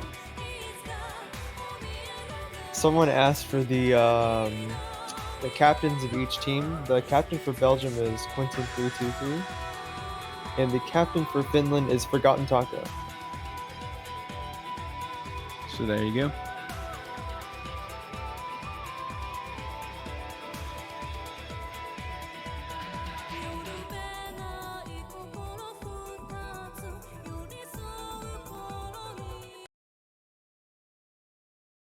Here we go. Oblivious. Quite a soothing song as well, so might calm down the nerves within the players themselves. It's a therapeutic pick. Ooh, sorry for early missing the slider, and he's picked Hidden alongside double time. Ooh, that's interesting. I hope he's comfortable with that, and I hope it's not a measure he's taking because he can't read the AR. That's actually the reason why Hidden was reduced to a 0 multiplier, or I mean 1 multiplier, 1.0. Just because a lot of people tend to use Hidden alongside with the double time on Hard Rock to be able to read the maps better. Because there's like less clutter on the screen, which helped them. Quinton here with another miss of his own too. But Seraph has already picked himself up, so hopefully that was just a little bit of an introductory mistake that he's gonna fix easily. Yurti, Osmi, and Smoke here missing. Whereas Quinton, Seraph, and Forgotten are holding on to combo, but Smoke now struggling. Score gap isn't that big though. Yeah, that was a double miss on Finland's side. Now there's gonna be a double miss on Belgium's side. Awesome, Quinton and Smoke up. Seraph and Smoke missing at the same place as well. Another double miss on Belgium's side. Yeah, and Finland is now definitely leading in combo. And their score gap is increasing too in their favor. About 160,000 points now, and that's only going to get bigger from this point onward if they were to hold on to their combos. Yeah, we're crossing the halfway mark of the map now. All three Belgian players nowhere near the 200 combo gap. Two of Finland's players are already there. And Quinton with another miss on the slow part, the one part you really don't want to miss on. As this is supposed to serve as free combo, but yeah. Nerfs can make you do anything. Smoke coming in with another miss too, and everything is falling apart once again for Belgium. Also me coming in with a miss, but that doesn't really matter at this point anymore. Yeah, he has your team Forgotten Taco with their combos to hold him up a little bit. Osmi with yet another miss.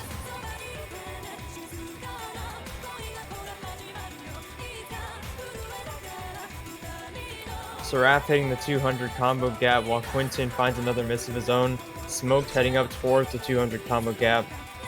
Oh my goodness.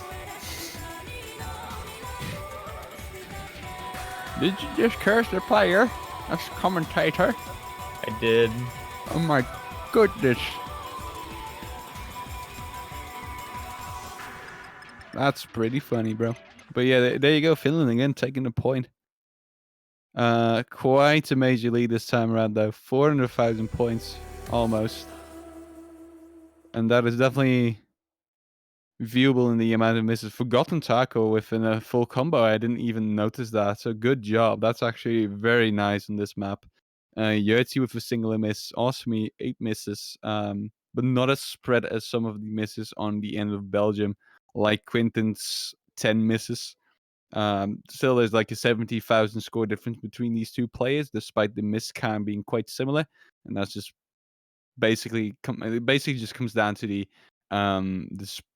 how spread the misses are across the map, which Quinton had more issues in like the slower parts, etc., as we noticed. Whereas Osmi misses were more stacked, and that leads to a 400,000 point difference. And Finland taking a third point already this early on in the match. Belgium is able to ban a new map though because of this, and they're going to be doing, if I can see, nothing's written down in the chat yet. Oh no, actually it is Pre-Dawn. Pre-Dawn is going to be their next ban here, and they're going to be able to pick the next map too. Maybe that's going to make for a little bit of a difference. Yeah, that leaves one hidden map left.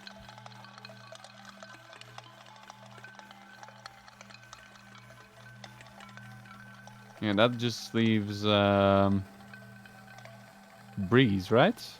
I didn't catch that actually. It is. We're bad analysts, as you can see. It is Breeze, yes. I was like, I knew it was a Wanje map. I knew it. But yeah, it's Alrighty. Breeze.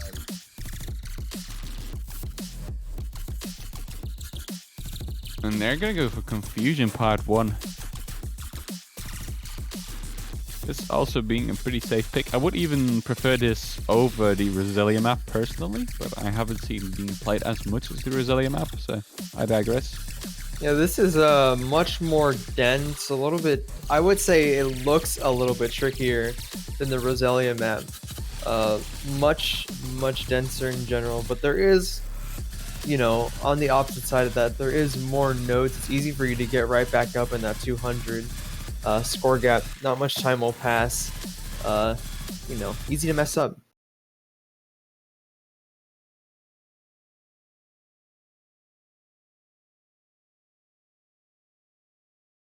Yeah, I assume Finland is going to be able to triple FC this really, knowing their players. I'm not sure about Noxu personally, but in a lot of the matches, this came down to a spinner battle even. Because it's not the hardest map to double S even. The droplets aren't really that weird or anything. The title of the song itself, Confusion, isn't really that accurate. It's not that confusing at all. It's a fairly straightforward map most of the time. There's been misses on the Belgian side already though, from Lazari and Quinton. So the early lead again, gonna go to Finland here. Yeah, Quinton definitely finding this map a little bit confusing, along with the Azri finding More misses here. We just created a monster of a pun. Did you know? Yes, we did, and I'm very happy about it. You don't sound too happy now, do you? Quinton building up to 100 combo again. The streams tend to be fairly doable for most people. Azari, though, while he was just hitting 200 combo, is going to miss right there. Most unfortunate spot to miss on. Finland, on the other hand, as predicted, double as everywhere on their scoreboard. Seraph and Quinton have hit the 200. They're already there. Azari's finding his way back out there. All three Finnish players still holding a double S. As we head into the last 1/4 of the map.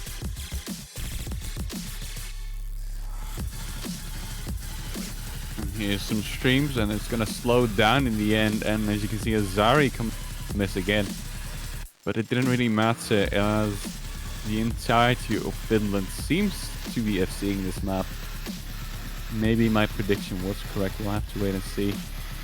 This is a little bit tricky, the slowdown, but nobody overshoots. So there you go. Triple FC again for Finland. Very strong performance. Seraph coming in with a double S of his own. And a 403 miss here for Azari and Quinton. Quinton, most of those misses were stacked for him. But Azari did have misses all across the board, which definitely did affect the score quite a bit more, dropping down to 850,000. Total score difference is going to be about 150,000 points because of that. And that leaves us at match point for Finland and their pick being up next.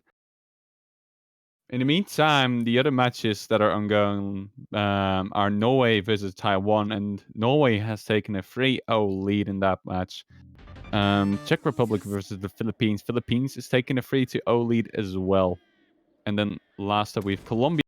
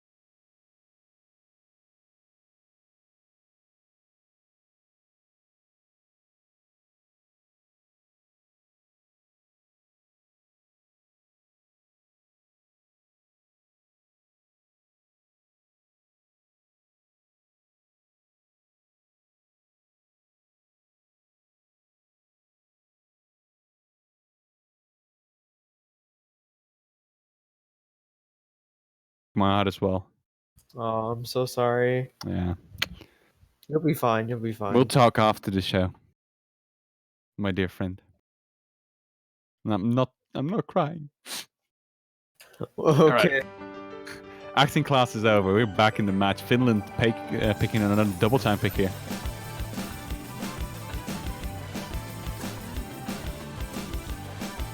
This one's going to be fairly lengthy compared to the other double time picks.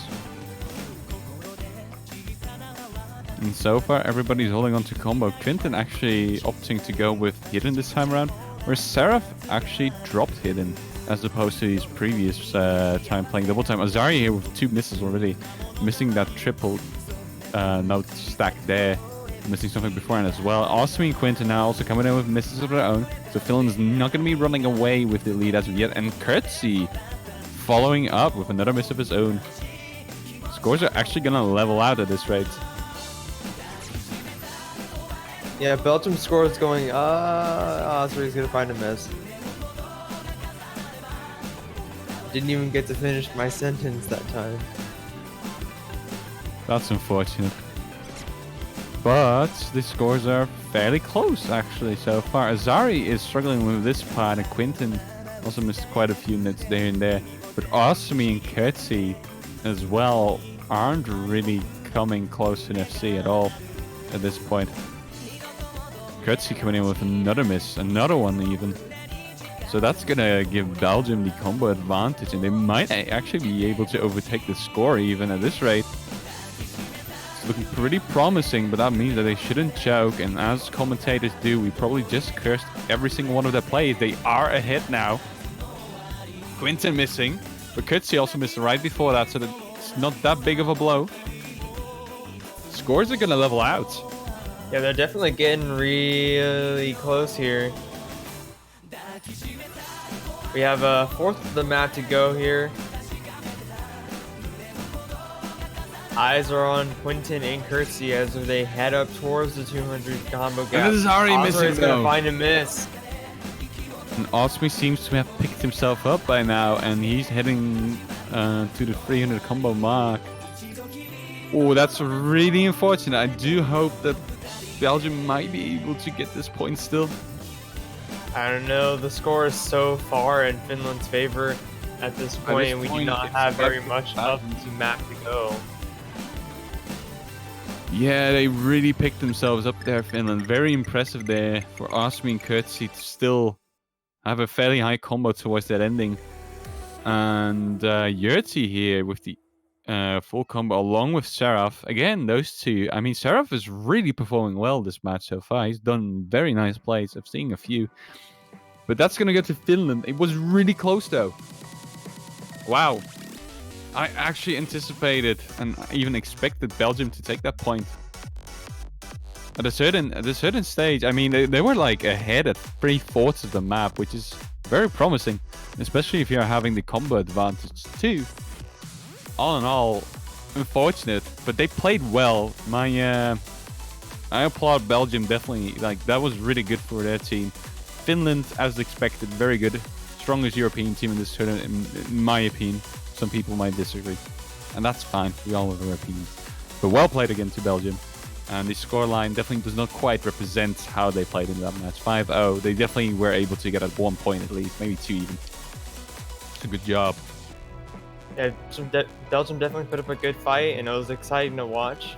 I wanted them to get a few points, but you know, they gave it their best. Seraph really did amazing this match, and that cannot be overlooked. So I hope Belgium finds success in their other matches, but I guess this one just wasn't the one. That is correct. As for the other matches, Taiwan is leading 4-0 versus Norway right now. Philippines 3-0 versus the Czech Republic. And the same goes for Vietnam, Colombia, with Vietnam 3 points ahead in the lead, 0 points there for the other team, for Colombia. We might be able to swap to one of those matches. I'm waiting. Juan, maybe? Maybe?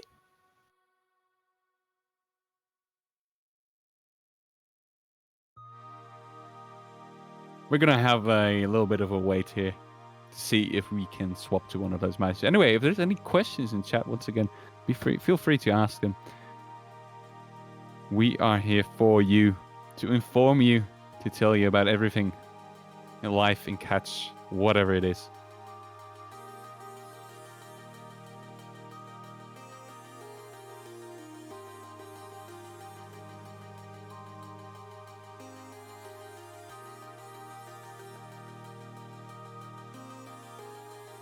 Is Finland the best at everything or what? I haven't seen them win Taiko, or Standard, or Mania, but there's more to life than Osu, so you might be correct here.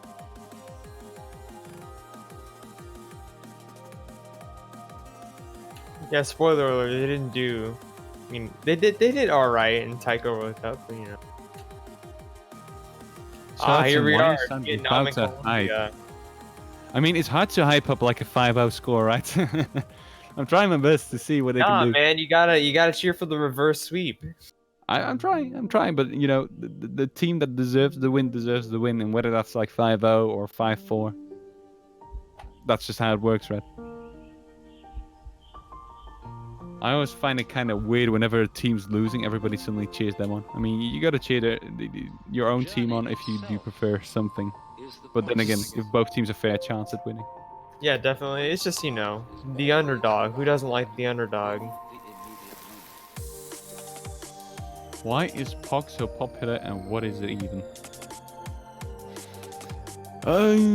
It's a random dude with his mouth opened in an O shape, and it expresses a certain excitement or amazement from Twitch viewers, especially. Other than that, why it's so popular? I don't know. Maybe my buddy over here can tell me a little more. Huh? Pog. It's just no. Yeah, it's just a simple emoji that people use to express their excitement, especially in World Cup settings, in everyday settings. Anytime you see something that is like remotely like, holy crap, you can use Pog, and it's great. There you go. I have a clip of Satan screaming, "No, he died." That can be. Last year's group stage matches, some of those were really insane. And some of the other matches in the tournament I was able to cast, along with like Dolan, those were insane. So I definitely get like very stoked whenever I see those kind of things. Also, I don't know who is aware of my hybrid Maserati party. I've just been asked when that will be ranked. Well, here's the thing. I'm waiting on a catch BN to check it, and then after that, it should be smooth sailing. Do those exist? That should be ranked sometime this year. That's all I can say. Is casting Osu catch fun? Actually, most of the time is really exciting. Yeah, I have been casting catch for about, what is it now? 4 years now, I guess. This is my third year in CWC, as far as I know. Yeah, that's correct. It's definitely fun. A lot of the matches are really close, and community tournaments especially tend to be even cooler. Since there's no restrictions on country versus country, right? You can pick and choose whatever you want and what kind of players you want in your team. And some of those matches are absolutely ridiculous in just how close they are and just how amazingly some people play.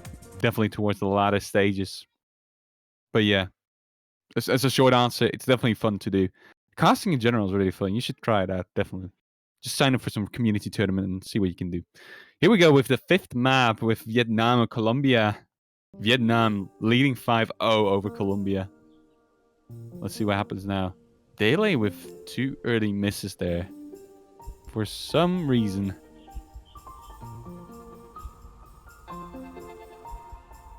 The journey itself is the point. The point of life is always arrived at in the immediate moment. And there's another miss for Umi Sonoda. Whereas Vietnam is holding on to SS's on the entire board in ordinary with a miss of his own too. And so far Colombia is not looking like they're having a very good start here. Yeah, Vietnam really showing the upper hand as all three players already hit the 200 combo gap here. Absolute and Mother Nature, both double S'ing. Saya finding some droplet misses.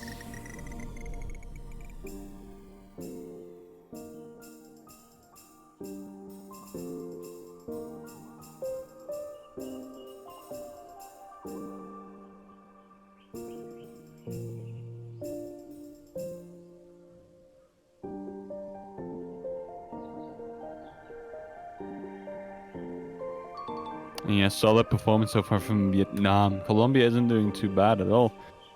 But you gotta match the other team if you want to win. And that's not looking like it so far.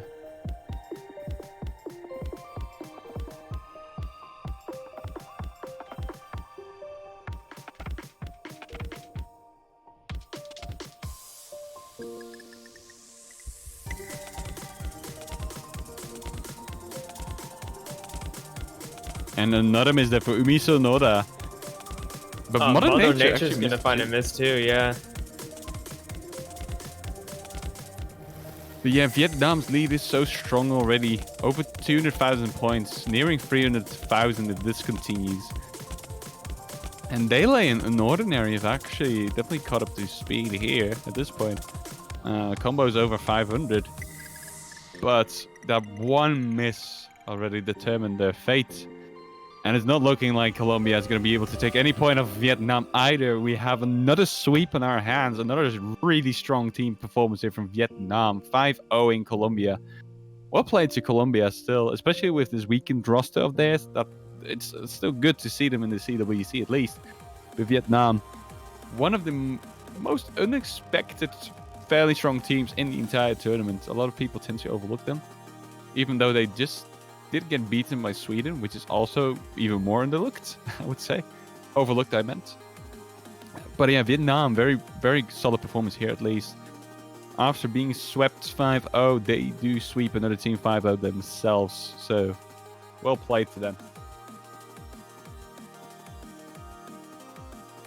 As for other matches, we have the Philippines. They just beat Czech Republic 5-0 as well. And this definitely seems to look like the sweeping hour of the catch tournament. But no, Norway actually took a point off of Taiwan. And it's 4-1 over there. Ooh, things are getting exciting. So at least Norway was able to bolster up a little bit and get at least 1 point. Which is definitely deserving, considering how 2 points were lost thanks to less than a 5,000 points score difference. That's pretty insane, actually.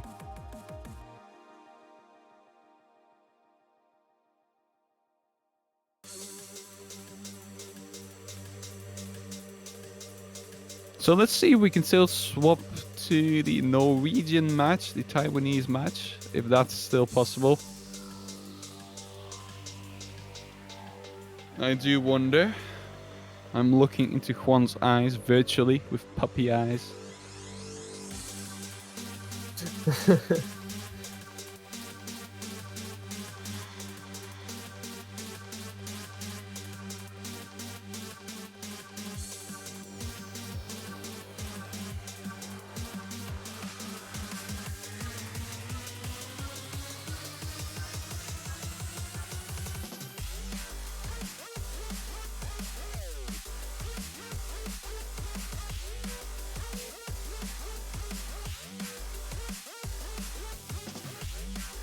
Yeah, we're just chilling out here and waiting.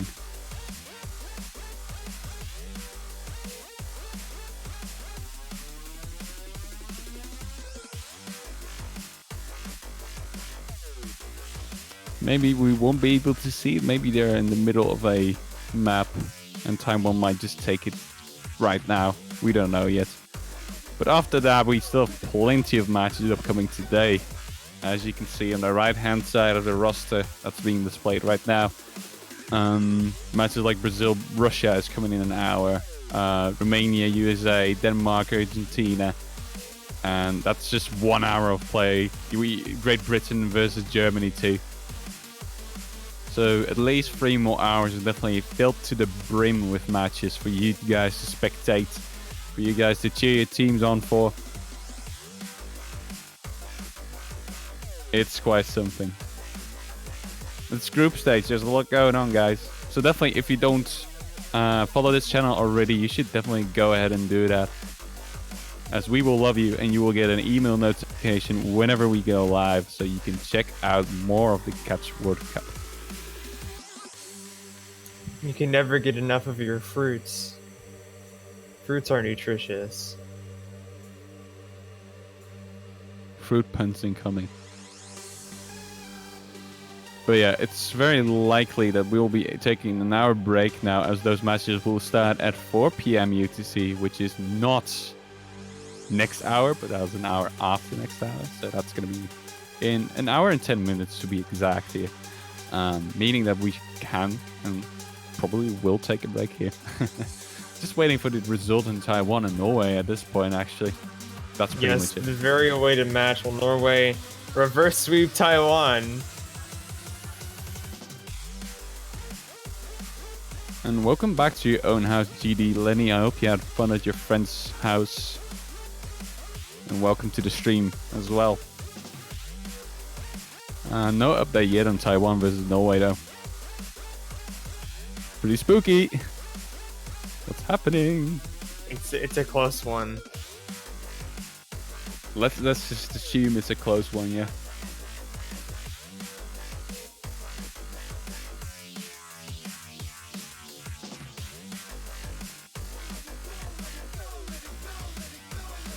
And I guess there's a disconnect on the side of Taiwan though, so we might have to stall that match for a little bit. We don't know. Like we can't really see more than you guys can, so in that sense we are pretty uninformed. Our apologies. But I hope everything will go on smoothly with that match.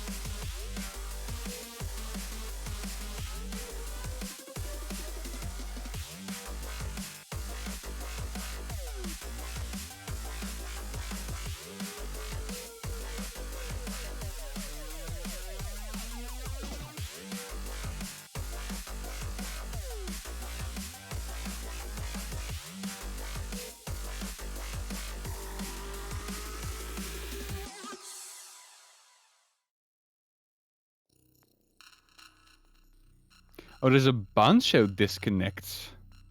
Ah. I'm getting a little bit of an update from one of the Norwegian players here.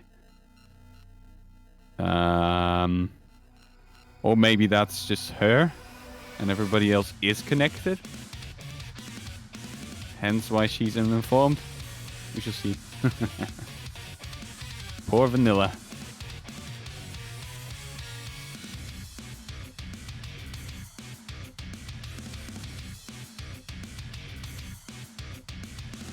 The Incandescence, how did you like the cup so far? How did you like commentating these matches? You're new to the CWC commentary, right? Yes, this is my first year on Catch. Yeah. You know, I think it's again, it's a completely different. Like, it's so different because Taiko is just, you know, it's its own mode, and I like Catch. I've been trying to map Catch for a hot minute. I've been playing Catch for a while. So, and what really got me interested in the World Cups was last year's, because last year's was by far one of the most exciting World Cups I've ever watched. So, I mean, I can say that it's definitely different commentating Taiko and commentating Catch. There are many different elements, there's different mods. I mean, Hidden in Taiko still has a multiplier because Hidden is a difficult mod on Taiko. You can't really use it to your advantage on Taiko like you can in Catch. So there's so many different things that I need to think about when I'm doing when I'm commentating for Catch versus Taiko. But I also think that, to be completely honest, commentating Catch is a little bit more exciting than commentating Taiko.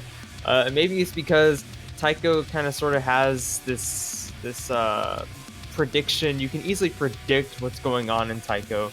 You can easily predict who the top two are going to be. But as for Catch, you know, this changes every time. You have a guess.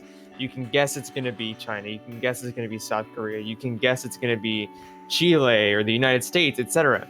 You can't really do that with Taiko. You know Taiwan's going to be up there. You know Japan's going to be up there. And you know that Canada could be up there in third, etc. So the difference is Kind of only between the gets exciting two. from third place onward, right? Yeah, it's exactly right. And the differences between the two modes are they're so major in my opinion. But what makes them different is what makes catch a little bit more exciting, at least on a World Cup level, in my opinion. So so far I've had a better time commentating catch than I have Taiko. We love you too. Thank you, I appreciate it. I feel very welcomed. Oh, that's good. Incandescence, ladies and gentlemen. Thank you, thank you. But yeah, seemingly Norway actually got a point there. We're still waiting for the stream to actually go over to that match, which seems to not be happening so far. I'm waiting patiently. There's still a little bit of connection problems over there, I'm pretty sure. I'm still seeing people trying to hotfix stuff. Somebody on the Taiwanese side actually crashed. Yeah, we're having a good bit of technical difficulties with the Norwegian and Taiwanese match. Yay. So it's Lingus actually sadly crashed on that map, so that's going to give a point to Norway, which is very unfortunate. Definitely if you were winning and you have somebody disconnect, that's going to sadden you and definitely throw you off your game for a little bit. But we're back to a match screen at least. We have Taiwan Norway on a display here.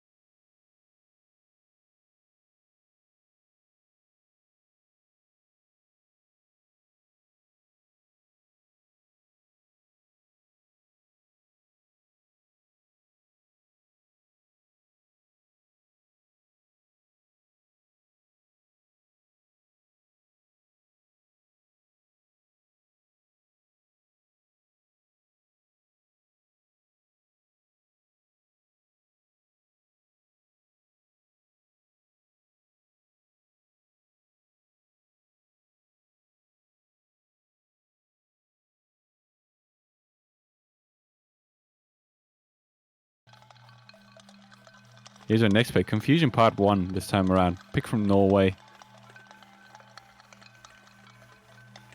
Definitely fits the situation of confusion in this entire match, but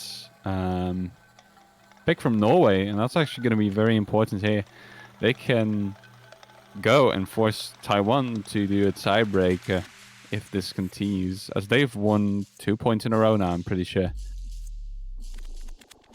So the momentum is on their side, and this is their pick. And after that, they will just have to pull through another map of Taiwan's if they were to force the tiebreaker, which after winning this, they should definitely be able to do, as it does motivate a lot. You're just getting stuff done, you know? It's like, yeah, I'm sure the emotions are crazy right now. You know, Taiwan and Norway in this very confusing and highly technically difficult match, and it You're could all trying to end right use the here. pun too often now. That this is not working anymore. I didn't even. Oh, I tried to use a pun. You used confusion. You did it. It wasn't intentional. That was a happy accident. Hey, again, we allow for that to happen. Don't worry. You're all good. And here we go with confusion, the 7th map of the match. It's been a pretty long match for these two teams. Let's see if either Taiwan can wrap it up, or if Norway is going to be able to hold out just a little bit longer. This one is going to be pretty exciting. Again, these two teams are very closely matched.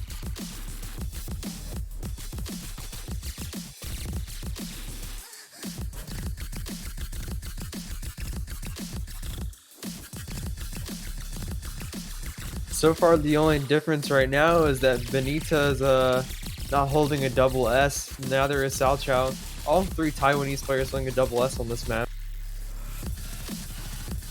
I mean, again, accuracy doesn't really matter that much. It's all about spinners, probably, if they were all 2FC with different accuracies. But it's Lingers is missing there for Taiwan, whereas Norway is holding on to combos.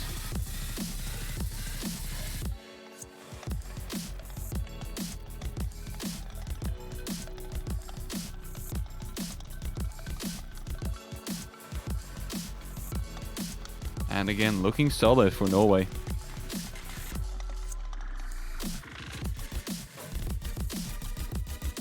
We still have another really dense section to get through as we head into the last 1/3 of the map. Norway's gonna have to keep their consistency.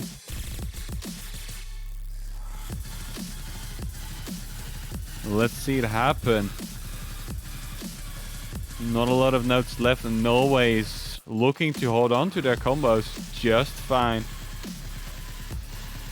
With only its Lingers missing just once on the side of Taiwan and sealing the deal here.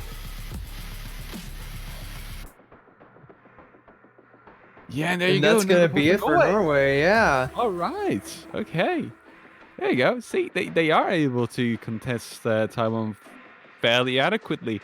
See, Taiwan is able this is gonna be your first sweep.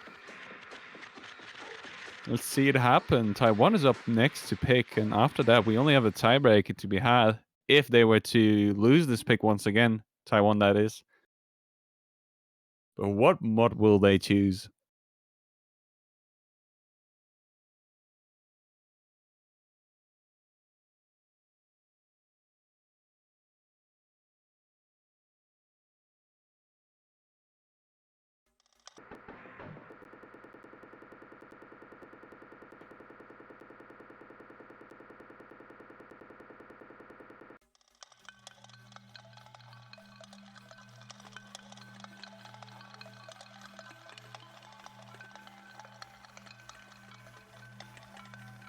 Oh, actually, Taiwan is still able to ban, but that really doesn't matter at this point anymore. Okay, so this might be a little bit of a flaw, because Taiwan actually is allowed to ban another map now because Norway has gotten 3 points, but Norway doesn't get to pick anymore anyway, so it doesn't really matter, right? Either Taiwan takes it and just wins, or it's a tiebreaker that's being enforced. So yeah, yeah, it doesn't really make sense in this scenario. But there you go. Taiwan can ban another map if they want to, and they're banning Hyaka Ryoan so they don't accidentally pick it themselves.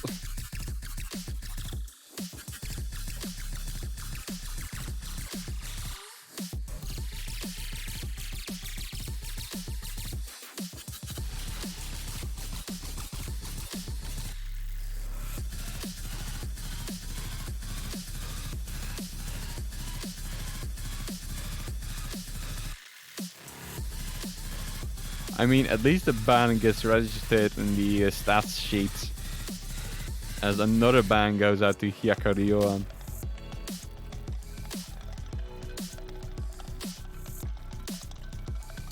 Just kind of taking the piss out of the map. Once more. And now it's all about Taiwan's next pick.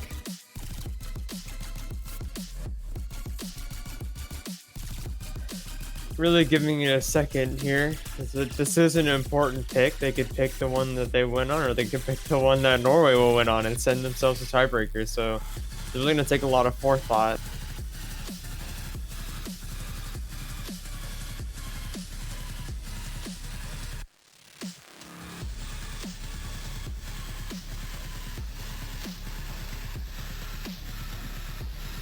Oh, you also pick Pan Realizes.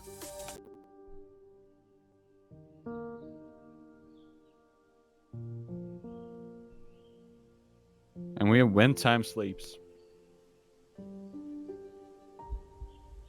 Tends to be picked quite often, actually, When Time Sleeps. Yeah, I think it's definitely the most picked double time of the pool so far. The point of life is always arrived at in the immediate moment.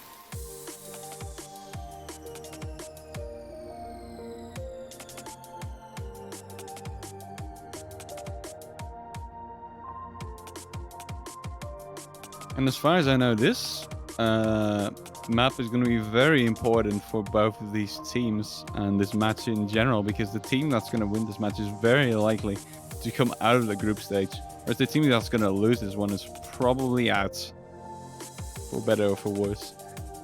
So, winning this one map is going to be nerve-wracking for Norway, and maybe even more nerve-wracking for Taiwan. Yeah, the pressure is definitely on. I would say that Norway would have a little bit of a better chance of beating Taiwan in a tiebreaker situation. Definitely because of the fact that they are already on a streak of winning maps, and you also have the fact that their players are a little bit more caught up with the meta, I would almost say. Which sounds weird when I say that first like that, but Taiwan has a few really strong players, but in general they don't tend to be really that active. And next to that, it's really being carried by a few really strong players in this match, as far as I've seen. People like Nanima. And I don't know, I just have a feeling that Norway might have a little bit of a better chance on winning on a tiebreaker situation, whereas Taiwan has a bit of a bigger chance of winning this one pick. Definitely because it's their pick, first of all. And secondly, this is going to be really nerve-wracking for Norway to get through. And that's one of the worst things to have when you're playing double time, especially nerves. You might accidentally tap your left or right button a little bit too much, and you might overshoot. That actually happened to me in my match today even. I overshot because I accidentally hit my keyboard one time too often. So let's see how they can fare, and if the nerves are actually gonna get to them too much. Two hidden picks here for Camera got a mile. We also have Tsunami on Taiwan's end with hidden.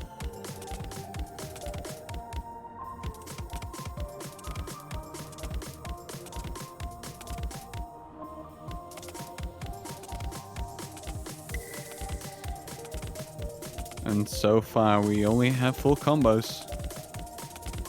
Actually pretty important. There's Mile with the first miss here, which is not good news for Norway, but we're only 1/3 in, so anything can still happen. Tsunami following up. Okay, it's tied up once again. Spinner and everybody can view each other's scores if they want to, if they tap, if they have the balls to do it. That's a death sentence. Yeah, Norway's going to cover some ground here since Miles' combos is higher than Tsunami's, but is there enough time for it to catch up completely? That was another pen, by the way. Just saying. Good job. Thank you. They're all not intentional. I know it's weird, right? But so many punts can be had. A lot of them are unintentional. Just the sheer volume of punts. And here's Norway actually taking up a little bit of a lead because Sanami's drop was a little bit more unfortunate, whereas Miles' drop was The scores are outside the first 2 in the combo. flickering a little bit here. This could be a spinner battle, but Nikaido is actually missing on Taiwan, and Norway is going to be able to capitalize on that very nicely. Yeah, there is a very short amount of the map left to go. If Norway doesn't find any misses, this match will also get a tiebreaker. And it's looking like it indeed. Yeah, the one miss at the end from Nikaido is actually going to work out really well in Norway's favor. And they're going to be able to take a 4th point, force the tiebreak on Taiwan. Now it's actually getting exciting. Now we're speaking. Oh my.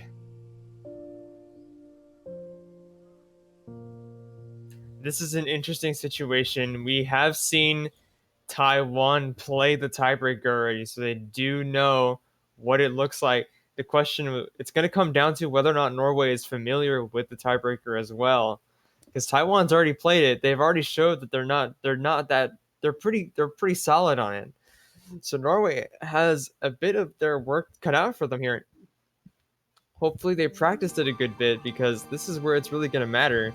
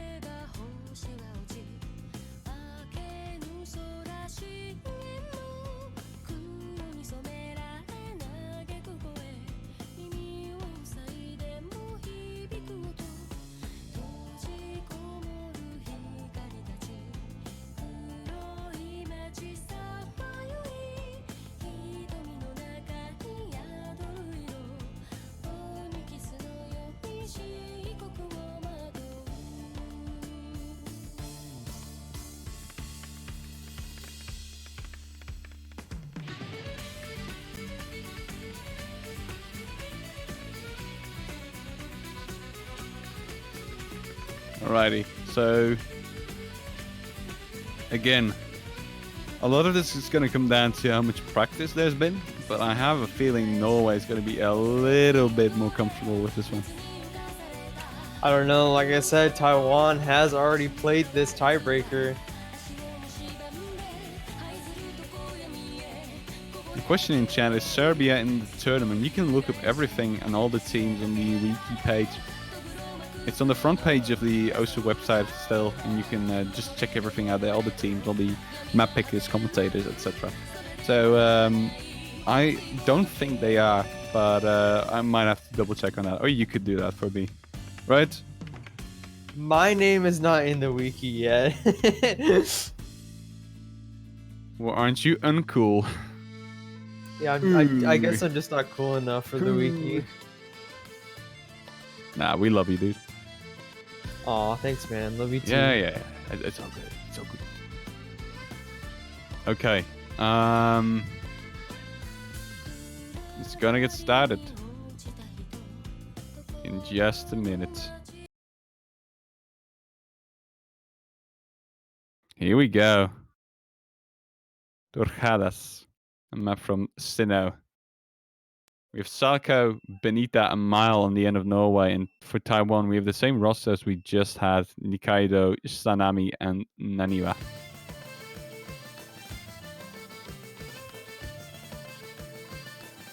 Here we go. 4.5 minute tiebreaker.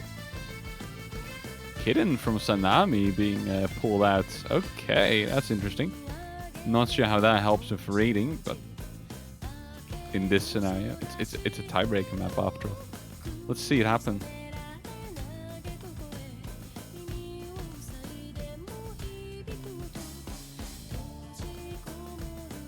Oh, South Child's gonna find a miss. I didn't even notice, but yeah, that's very unfortunate. Right after the first tuner combo, that is. And Taiwan takes an early lead.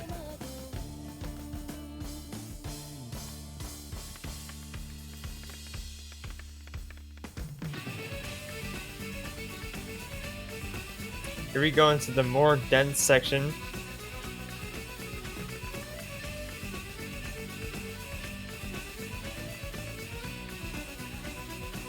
Solid performance from all players, though. So far, yeah, it looks like Taiwan's only advantage here is that one miss Cao Cao found earlier.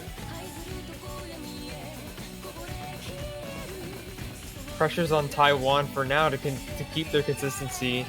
Finding a miss. Tsunami's gonna find a miss. Cao Cao's gonna match that miss though.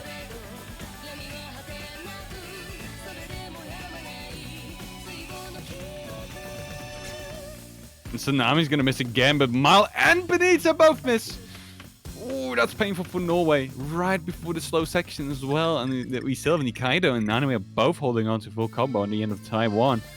Oh, that's gonna be really painful. Yeah, none of the Norwegian players are at the 200 combo gap. That's gonna give Taiwan a lot of time to capitalize on their lead.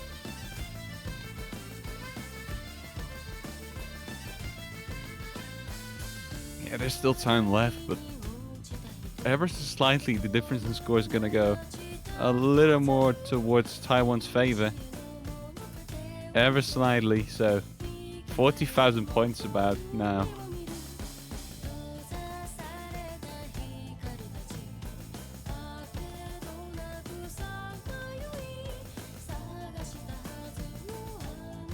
Now that everyone is at their max score, Norway is really going to have to look for more misses on the Taiwan side, preferably 2. We're ready to get into the second dense section now. This is where Norway is really going to have to keep their consistency up and hope that Taiwan finds some misses of their own. And there you have it. You already predicted it, Tsunami, but Mile is going to follow up right after too. But Tsunami missed twice, so I mean, for how much that matters, that's the thing. But it doesn't really support Norway too much here. Yeah, Nikaido and Naniwa are there to support his misses. Cao Cao Benita are there to support Miles' misses. Not much is going to change because of those 2 misses.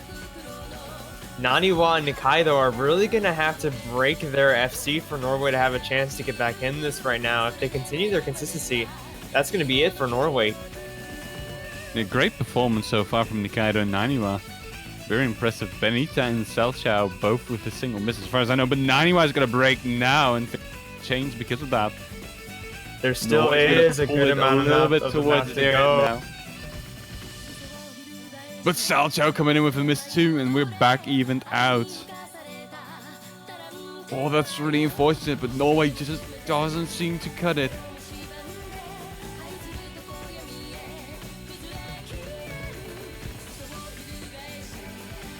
And Mile coming in with another miss, and it's only looking better and better by the second for Taiwan now.